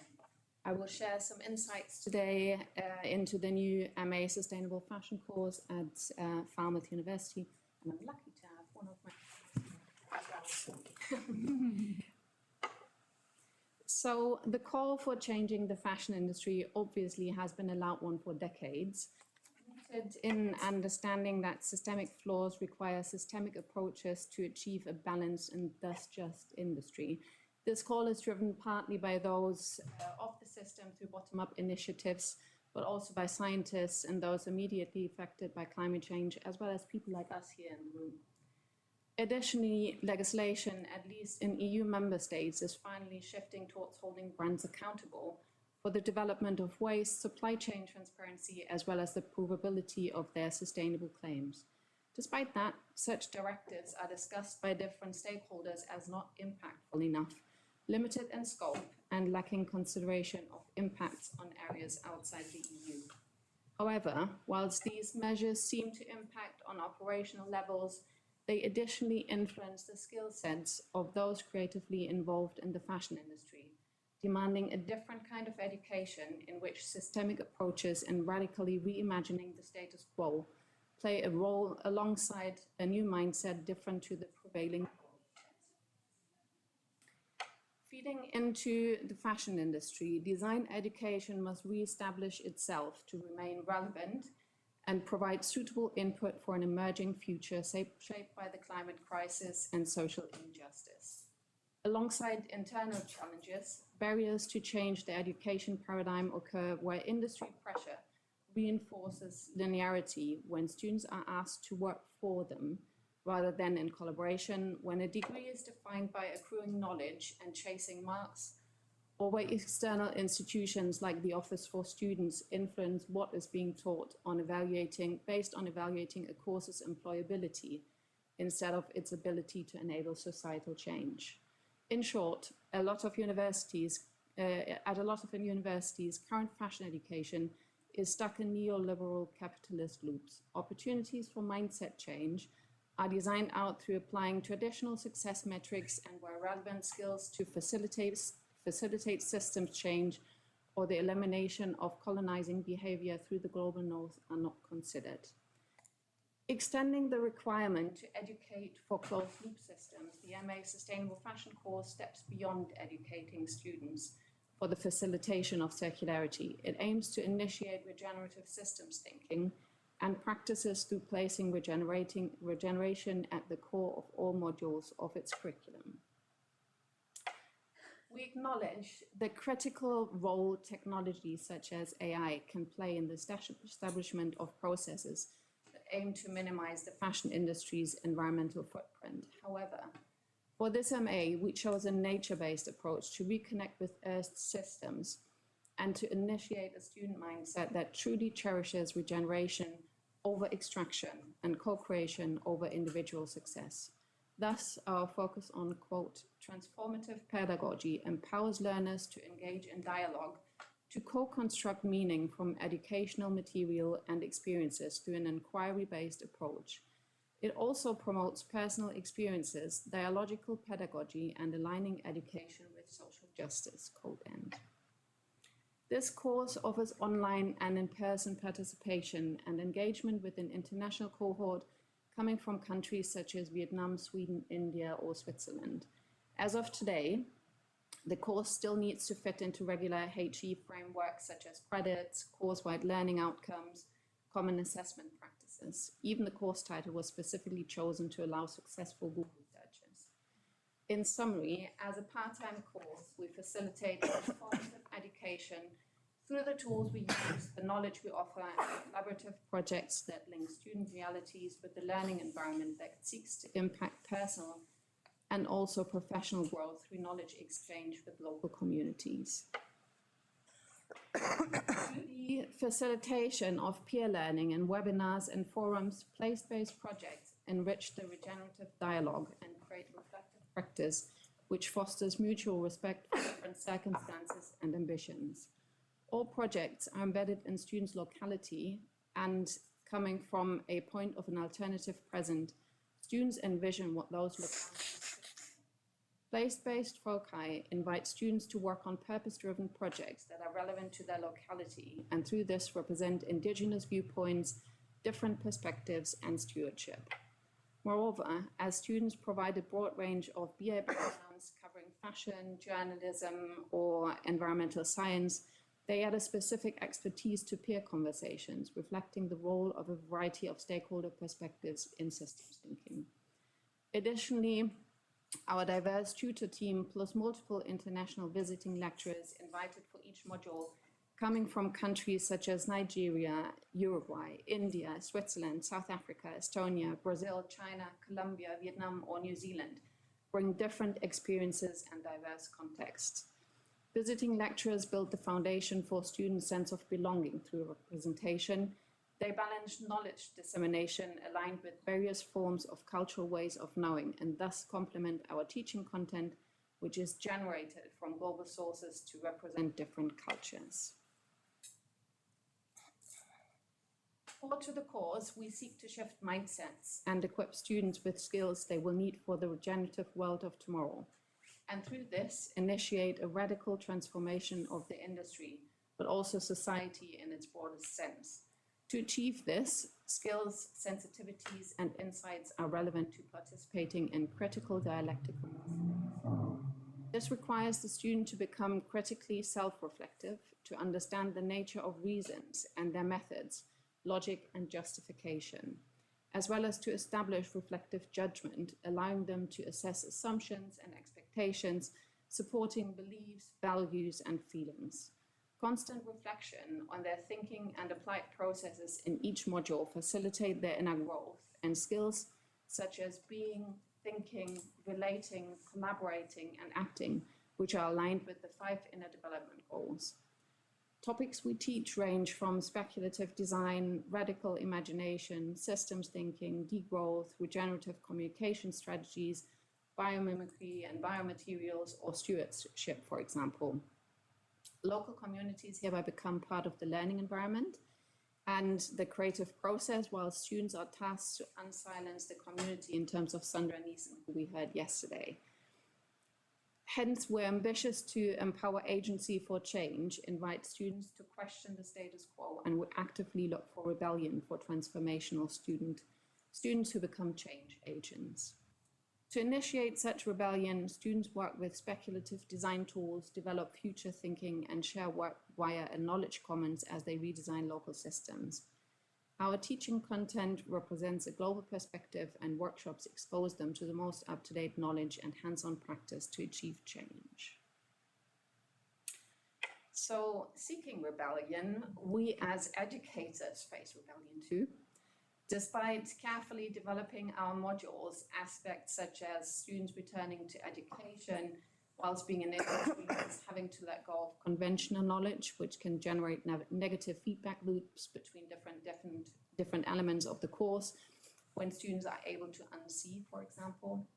Moreover, different educational backgrounds demand leveling expectations and teaching material to allow a variety of starting points and foci to flourish through the degree, and thus a balanced content development is key. Additionally, as we expose students to the harsh reality of climate change and injustice, they may experience eco-anxiety, as well as a certain numbness, requiring coping strategies and measures to turn the numbness into action. Specific workshops and exercises hereby aim to overcome the latter. On an individual level, we see internal conflicts between heritage and learning arise. The range of cultural contacts can impact on engagement, where communication behavior is different, or fear of failure in forums and webinars hinders participation. It furthermore provides potential for different cultural values, which can result in oppression or knowledge colonization. A regular people's assembly aims to develop shared cultural values and shared respect to initiate belonging. General apathy with reading material, a significant facet widely recognizable in current higher education, or challenges to learn independently build barriers to fully engage, which subsequently impacts on the overall student experience when, for example, they're exposed to more active learners in group sessions. Overall, we also see how daily habits can become disruptive for the learning process, where students, for example, use a WhatsApp group to discuss potential questions with peers, instead of publishing concerns through the provided learning portal, allowing us to respond timely and appropriately.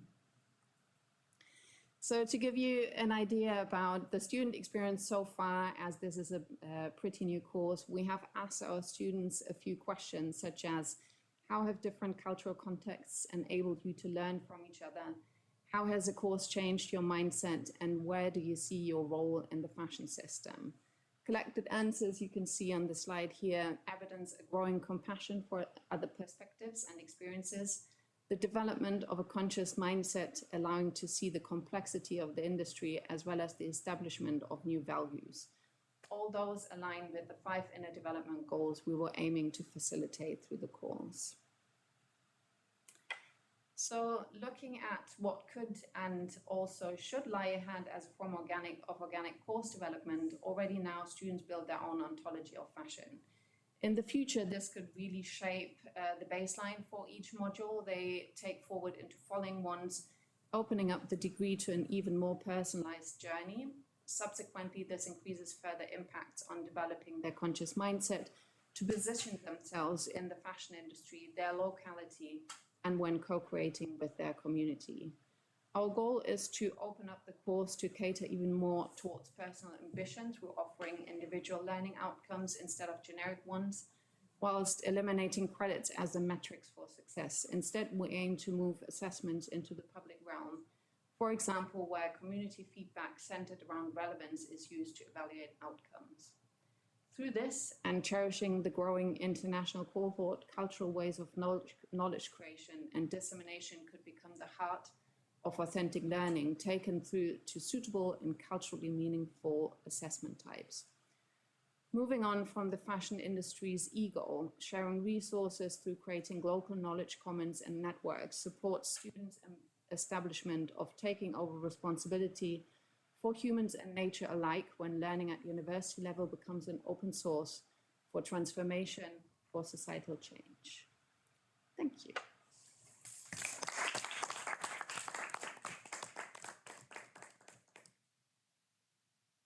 Any questions? It's not a question, but it sounds really progressive and transformational. It sounds amazing. I think we were in the super lucky position that the head of department basically signed off all the radical ideas we had, and we've got such a powerful team working on these modules where you can really see that we've got a vision and we can now implement this vision because everything is developed from scratch. So yeah. Yeah, and it definitely comes through like that. Thank you. Yeah, really impactful. Well done. I mean, it is just really under the radar, isn't it, really, what's actually in the module? I just don't think people actually know because we're online and we're a bit separate from, so you can kind of get away with a lot more. We'll see how it goes. But I think what seems really helpful is that it is a new course, so there isn't an expectation of students coming in wanting these, like that they're coming to you for particular skill sets in a way that trying to make these changes within an existing fashion or apparel program becomes highly complicated because there's an expectation from the students and in terms of what they want, and then as you're trying to create these sort of more radical shifts, it's like, well, this isn't. Definitely, yeah. I think as well the fact that we, like staff are all on board, I think it makes things much easier because you start on a very high level in terms of engagement, in terms of vision, in terms of what could be. So the speculation about the whole course was there right from the very beginning, and it was just a matter of, yeah, let's do this. Amazing. And not really a matter of, okay, how can we, go there without disrupting this existing system too much. So the whole, I think actually there probably weren't even any hoops we had to jump through. I mean, yes, probably there were. Sorry if there were, and I don't know, but I think so. That's wild. I think when you try to transform an existing structure like a university course, it's so complex because you've got to really chip away all the hard stuff to then actually get to the core. And doing this alongside catering for the students who have signed up for something that was promised to them because there was a certain course description maybe. Do you think some of that's linked to the resource light aspect of the course? Because I think, obviously, I work on a fashion design course, which is very resource heavy and expensive for the university. So a lot of hoops have to go through to get anything approved.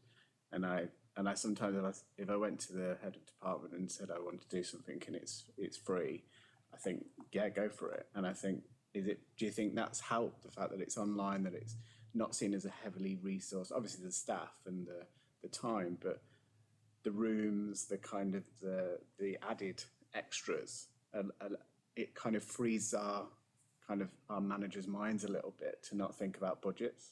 Yeah, totally. I mean, we do have to think about budgets, but I think on a very different level than in a physical setting. And I think I sometimes think the whole admin stuff really takes away so much time and engagement of driving change, and being able to just, I don't know, move from a classroom into the garden requires you to have a risk assessment, requires you to make sure that there's no one with an allergy because you want to sit underneath a certain tree. It's like, it's just too much. And I think with the online course, we really had the chance to build something that was powerful, where the energy was placed in the right sections. Yeah. Yeah, like I'm like sending students out into nature every week, and it's just like, but you just say, go out into nature and record your process and blah, blah, blah. You don't have to actually organise it and go with them, which you would in a university. I think that's legal. I don't know. Doing it off their own back in their own places. So. Yeah. But yeah. And I think as well, the fact that students have the opportunity to connect their study with what's happening in their own lives, whether they've got carrying responsibilities or whether they have to work or whatever's going on. The course is taught asynchronously, apart from a couple of touch points where we all meet together. So that means they've got the freedom to choose whether they want to assess a lecture whilst driving home from work, or whilst, I don't know, working as barista if your work allows. So it's much more flexible in terms of delivering to the student what I think is necessary today. And are the touch points on campus, or do you go somewhere? I think there's a yearly, or is it? We've got a meeting twice a year, which is on campus, but those are not.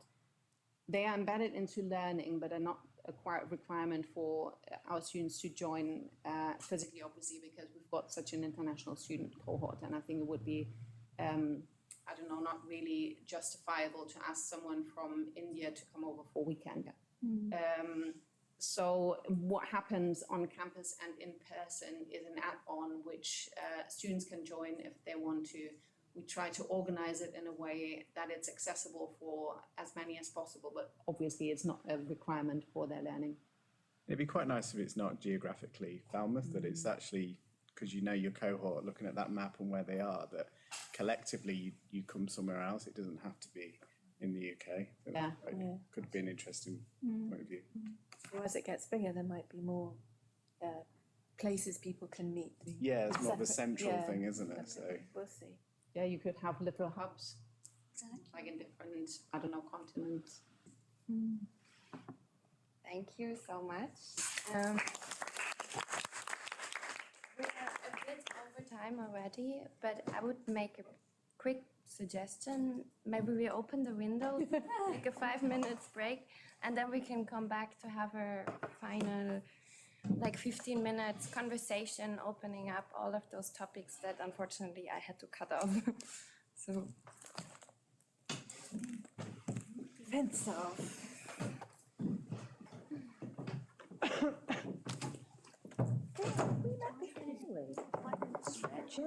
is it the GFW?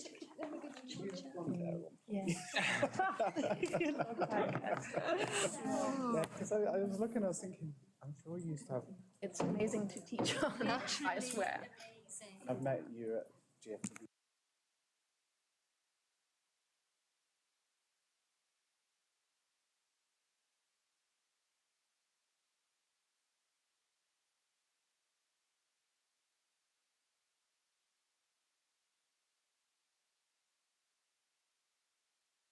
I mean, I just think, because I think we're all in the same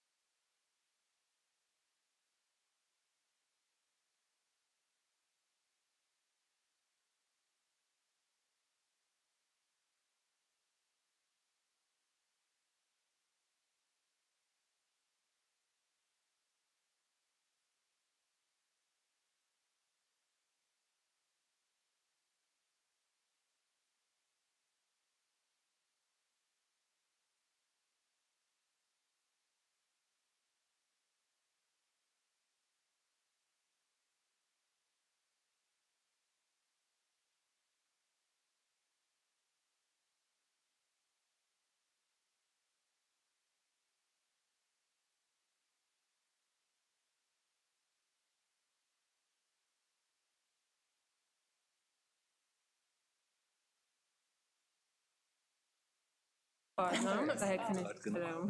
The bigger it gets, the Das ist so kurios, was dann immer alles in Halle Das ist. ja. Und dieses Transformationszentrum, was And you travel with them. immer wieder Thema ist beim Literaturfestival. How's Emma doing? Is she Yeah, she's really well. She's really well. I think so. She seems happy when I see her. So. Feuer und so. Yeah, she's, That's what I hear on yeah, no, she's. Get into the conversation, changing our seating arrangement a bit more. But yeah, do you still go to LCF? 'Cause that's where I first met you, wasn't Yeah, it? not anymore. No. It's about 5 years now. Completely new team, isn't it? I think. Yeah, I think Liliana's at Drew Groves is our external, and he was like time that literally she went overnight. It was just like really quick. She left Westminster and went. I never saw that actually. No. Yeah. So I was like, really? Yeah. I was like, yeah. She just, I think she took a severance pay and then Yeah. was on a plane and was gone. I was like, wow. Yeah. James takes it. So Yes, I saw him last year. maybe we start So nice. the collective conversation, but first I want to acknowledge all of your time. I think he's glad to be. Thank you, sorry. And all of your time and effort you put into contributing to the Defashioning Conference. Thank you for showcasing your amazing research and projects that were developed or in process and so on. So thank you. And now there's an open conversation where all of the topics that I just heard in between can be shared with the group. Also, the ones that didn't present, if you want to share your names. I've just realised I've not presented. Just the imposter come in and watch. I'll see what I've got on my USB. Let's. It's in my induction for next week's students if you want, but I don't think you'll find that interesting. But yeah, no, it was all great, really informative. Thank you. Yeah. No, I'm Zoe. I'm happy to be here. Nice. So we were just speaking on our way down back to the room how nice it is that all of the projects sort of intersect and how they feed off each other. There is some questions that were answered within the next project, ideas of how to take things, change them, like work through university politics, university structures. And there was one thing that was really interesting to me within the whole context, and maybe you would like to share a bit more about that, is like the feedback of the students, or the, like maybe the most unexpected feedbacks that you all had, or outcomes, or maybe also the, let's say, challenges that you face within navigating through those projects.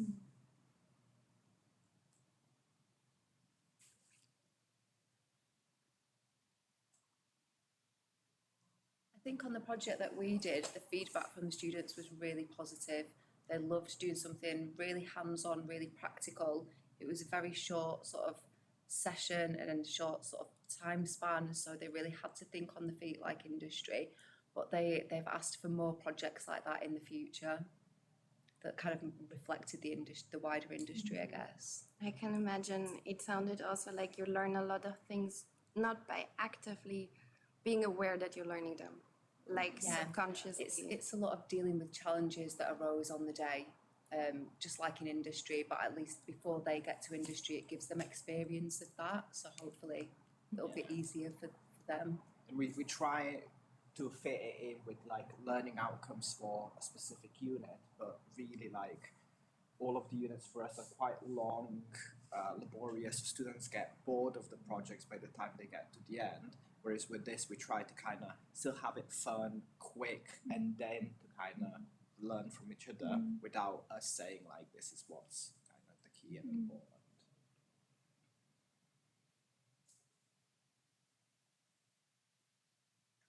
Maybe I could add that a challenge that we actually had is that, because as you all heard, like the time span was very short that we worked on this project, so we also had to put some things into the semester break with students, for instance, some of the students already preparing for their BA examination and so on. And we sometimes were stranded without any student help anymore because they, of course, they get on with their lives and this project, yeah, I don't know, only 2 of them in the end took really care of photo shooting and so on. So this is something that I, in general, find also difficult with maybe more ambitious projects or structures to really fit it into the curriculum and to make it, yeah, sort of like manageable for the students to study still. Yeah, I also thought about like these more visionary programs. We encounter also sometimes in the structures of the existing program, like how much space is there for imagination, how much more content can we actually really put into the curriculum without exhausting the students too much. Yeah, I find this. I think just to follow that up, we've also kind of really noticed how much the student profile has changed since COVID, obviously, which I'm sure we're all aware. But students don't really see university as a priority sometimes for us. You know, in the UK, we've got a big cost of living crisis, so they see their part-time jobs much more as a priority. They see their social lives, and if they're free, they come to the university. So that part of students going above and beyond that we had from before COVID it's lost in a way. So we've got exactly the same. Yeah, we couldn't really count on that many students to really stay behind and help. That's why we had to take care of some things. I sometimes wonder whether that's a matter of students being changed through COVID or whether it's us interpreting their disengagement in a wrong way. So what if, for example, they disengage because they find the content irrelevant? Maybe they see what the degree offers them and what they are being offered is not what they see for their future. So that's why they say, you know, fuck it, I'm going to go and have a drink.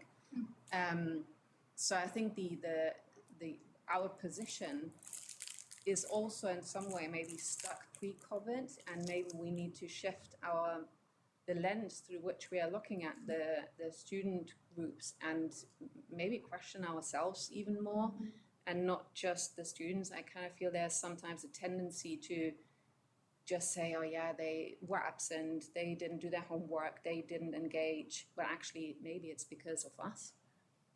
So, yeah. I mean, I think it's so tricky. One of the things that I'm having to sort of engage with students in America, and of course we can't get away from the fact it is the most, the degree to which America consumes, right? And the cost of education is atrociously high. So there are very much expectations that there are specific skills, tools, which the students are also, that they're guaranteed, right? It's like this transactional space of relationship, which is you're guaranteed X, Y, and Z, so you can begin to start repaying huge loans for education. And so it's so difficult in a way to sort of, I think, sometimes have students moving into the space of radical and rebellious change-making activities which they need to do, which also requires navigating the unknown. Because also I think having gone through COVID and met with high expenses, they want guarantees. And so curiously, I found in 5 or 6 years since I've been department head, a shift from students coming in with a real love for sort of the artisanal side of our program, which is very craft orientated, and loving that because it wasn't fashion, actually more to a shift of, but we didn't get X, Y, and Z, which prepares us for the industry. But the curious thing, it's like the industry as it stands now, which is fundamentally fucked up. So it's really difficult to navigate that tension between what is providing them with a security which helps them repay, but also how do they develop those muscles which require navigating uncertainty, the unknown, and it's exhausting. I can be honest. May I ask, how long was your break? How long was your university closed for COVID? Was it totally closed or for a longer time? It was totally closed for half a year, and then we had limited kind of opening for a year after, and then even not last year, even the third year we found. April 2021, when lockdown in the north, because obviously it was very different from London to Manchester, so we actually were in lockdown, I think 6 months, a lot longer than anybody in the UK as well. So I remember it was like April 2021 when all restrictions were lifted, so it just lasted forever. But on a practice base, University restrictions were still on because we were making our final show and we had to record it instead of, even though you could go out and like party, you couldn't have a final fashion show. it was really full on. Yeah. I mean, we were closed for one semester and then we were back in with sort of hybrid models. Some classes, you might do group work in a Zoom, then you do meet individually with 6 foot difference, and students had access to the studios. So as long as we had to spread everything out and reconfigure all the studios. How did you achieve your website and the lookbook? Was that post the collection, obviously? It was post the collection. Was that like an external department that did it, or did you design and build it yourselves? Oh, about the website, we were in the luxury situation that we got the money from the projects, from the European Union money. Such a valuable tool to bolt on to the. I mean, I suppose we just seem to be in a world where everything has to be documented and it can't just exist. And I think it's like that's the conflict at the moment, I think, for all of us, really, on whatever form it is. But that is a great archive and tool and resource that I think, building on. But it's amazing that exists. Because as lecturers trying to... So it's not normal. It's really an extra, so... Yeah. I was like, you didn't do that in one term as well, did you? No. Wow. But still, we were thinking about this a lot too, because beyond the project also means that stuff is not available anymore to keep this updated, right? Yeah. So this was also a topic to find a structure that actually the website is now hosted by the university, so it's sustained, but still the updating, I think it's always an issue. Right? And will be or for growing this website, because it gives such a good structure actually, that we developed also with a graphic designer and a developer who was making the structure by herself and was really going into it, but it was great. But now, of course, for new material to come in, it would be nice to have more resources, I guess, right? It should be priority for most institutes because it's knowledge building and that's what universities are for. So it's insane that you have to do so much bidding and research funding to find a space to record and keep knowledge, because that's why your students are with us. And it's a bit like, and I know it's really challenging for any research project, and those assets that you've got at the end, it's kind of how do you make sure that doesn't disappear? And when staff leave, that goes kind of off the radar because somebody's deleted their emails or their hard drive. So it's the website's a great idea, but in a way the university really should be investing in keeping that knowledge in-house, which unfortunately isn't always the case, is it? It's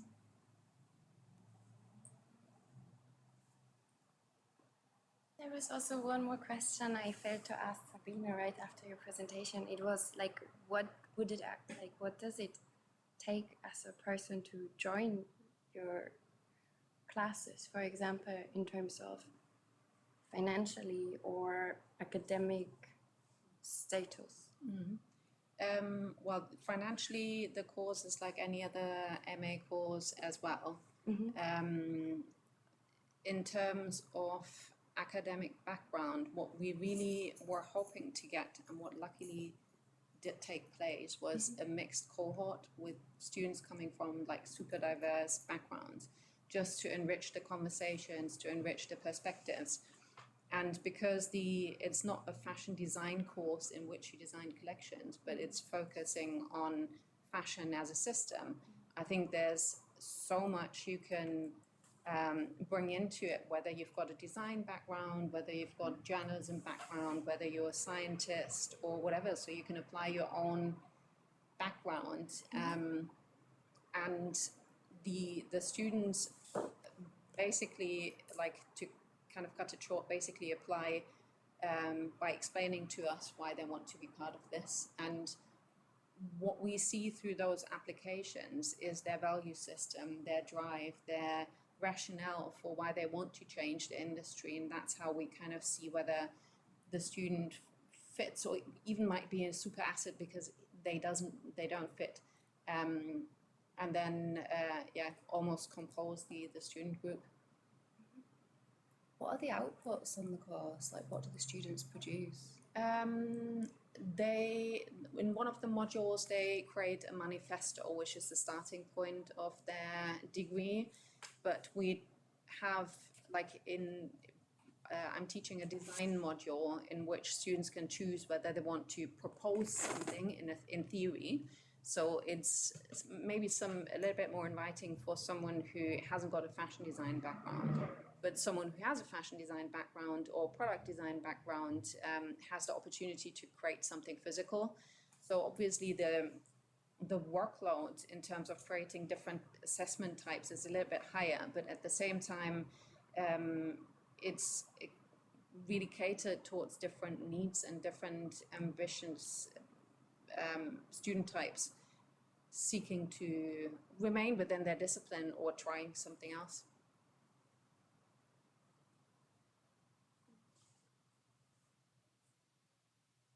Then I have one final question, maybe from my side, and then you can just take it. It's a rather personal question, because meanwhile, Lisa and Laura, your presentation, I was constantly wondering, how does spider silk feel? Like, Can you repeat it? how does spider silk feel? Oh.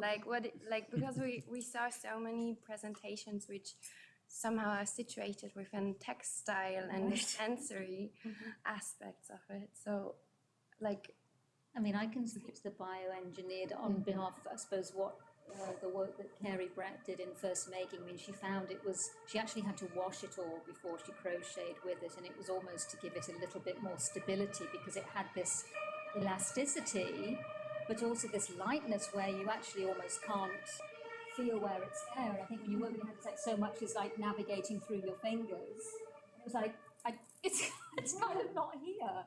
So, I mean, I think it ended up being almost sort of, I think, fairy tale-like in its result. So she washed it, and the part that I do, she did the crocheting, and it was kind of big. You know, the main body was this sort of size, and then I do the sort of the gathering up with these crochet chains, and then the seed part. But really, really, really difficult because it isn't there, and all your sort of usual tactile responses, which let you know how something is going, wasn't kind of activate so fully, and it felt like as though it was super fragile. So you're sort of touching it with sort of extreme sensitivity, but also because it feels like it's not there, but it's also there is a robustness, but it's not telling you that it's robust. You can't be robust with it.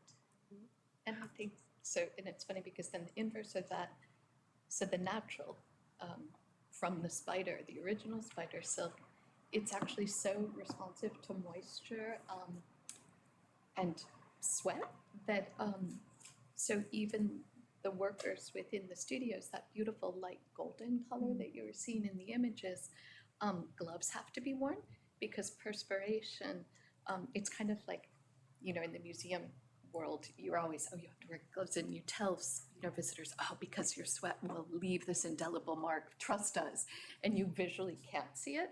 Well, literally with the golden orb spider silk, when you touch it, you get impressions, so you see your fingerprints and it darkens and gets this really imprint. So that's this material quality that makes it really interesting, that it would show like leather over time imprints. But also if you want that glistening golden color, And I think the other funny thing between the two materials too is with the bioengineered spider silk that Lisa was working with too, you know, the firm has designed it for commercial application. So it's at such a fine gauge, they can build it up. But of course, the material you were seeing, you know, it's set up for large scale machine knitting for lightweight jerseys. And when you're trying to crochet, kind of nothing's happening. Exactly. So it's you know, they can bespoke it for a huge, but then because we were working with donated yardage too, but yeah, that kind of mystical space of just something stronger than steel, but that at a gauge where your sensory is telling you it's actually very delicate. How do you even harvest the natural one? Like, how do you even harvest a natural one? So the spiders are milked, and so they go into, there are little, again, so imagine like a cow goes into a yoke, and so the spider is put into a little yoke, and the silk is already coming out, and there's a little spinneret behind them. It's really like magical wonderland. No, you know, it's animal friendly. Do you think the spider's mind? Well, the spiders that, so where this silk harvesting cooperative is based in Madagascar, the spiders that come from the wild, so they're not a domesticated cohort. They are a naturally brought in only during the rainy season, and they're in the wild outside of the rainy season. They're brought in to their confinement areas, shall we say. They're fed robustly to help them keep up. So I think yes, there's really no way to know their joy or displeasure per se, but they are. But you know, this is a concern, and I think that's why some of because even like we have ethical silk workshops where it's, of course, the cocoon is allowed to open, but then you have the broken cocoon. Similarly, so there are concerns about if you have a system that you don't want to break, if you don't want to extract directly from an animal, and that's where this space of the biosilk becomes really interesting. But that's similarly too, I mean, it's, you know, you get into all the ethics where, because the way that Bolt's doing it is from a yeast derivative, whereas a couple of the other companies that were in the exhibition, where one was a lactic, so milk-based, but that's where goats had the DNA of the golden orb spider introduced into their bodies, and so then when those goats were milked, their milk was then, the protein of the milk became the carrier with it, and so then that gets you into those really murky waters of like glowing bunny rabbits, and so again, it's really and I think so. I mean, so much of what anyways is that point between when something is, I don't want to say resource, but it's like that fine line between when does something also shift into being extractive or abusive. I mean, maybe, I don't know, I have never tickled a golden orb spider, but maybe there's a point when it likes being tickled and it will produce the web, and then there's a point when it's just too much, and this is it's tip. So I think that line is very much, I think, what the students were working towards too, about those exact ideas and thoughts. They get really grumpy. You cannot put the female spiders together because they will cannibalize one another. So that is something also the workshop learned. Yeah. Wow, okay. So much that I really wanted to know that. And I also think exactly this navigation with the ethical aspect and working with nature is something very important for fashion students to consider going into the industry. So thank you for sharing. Other than that, how about some lunch? Or Thank you. Okay. Thank you so much, everyone. Thank you. Thank you, Johanna.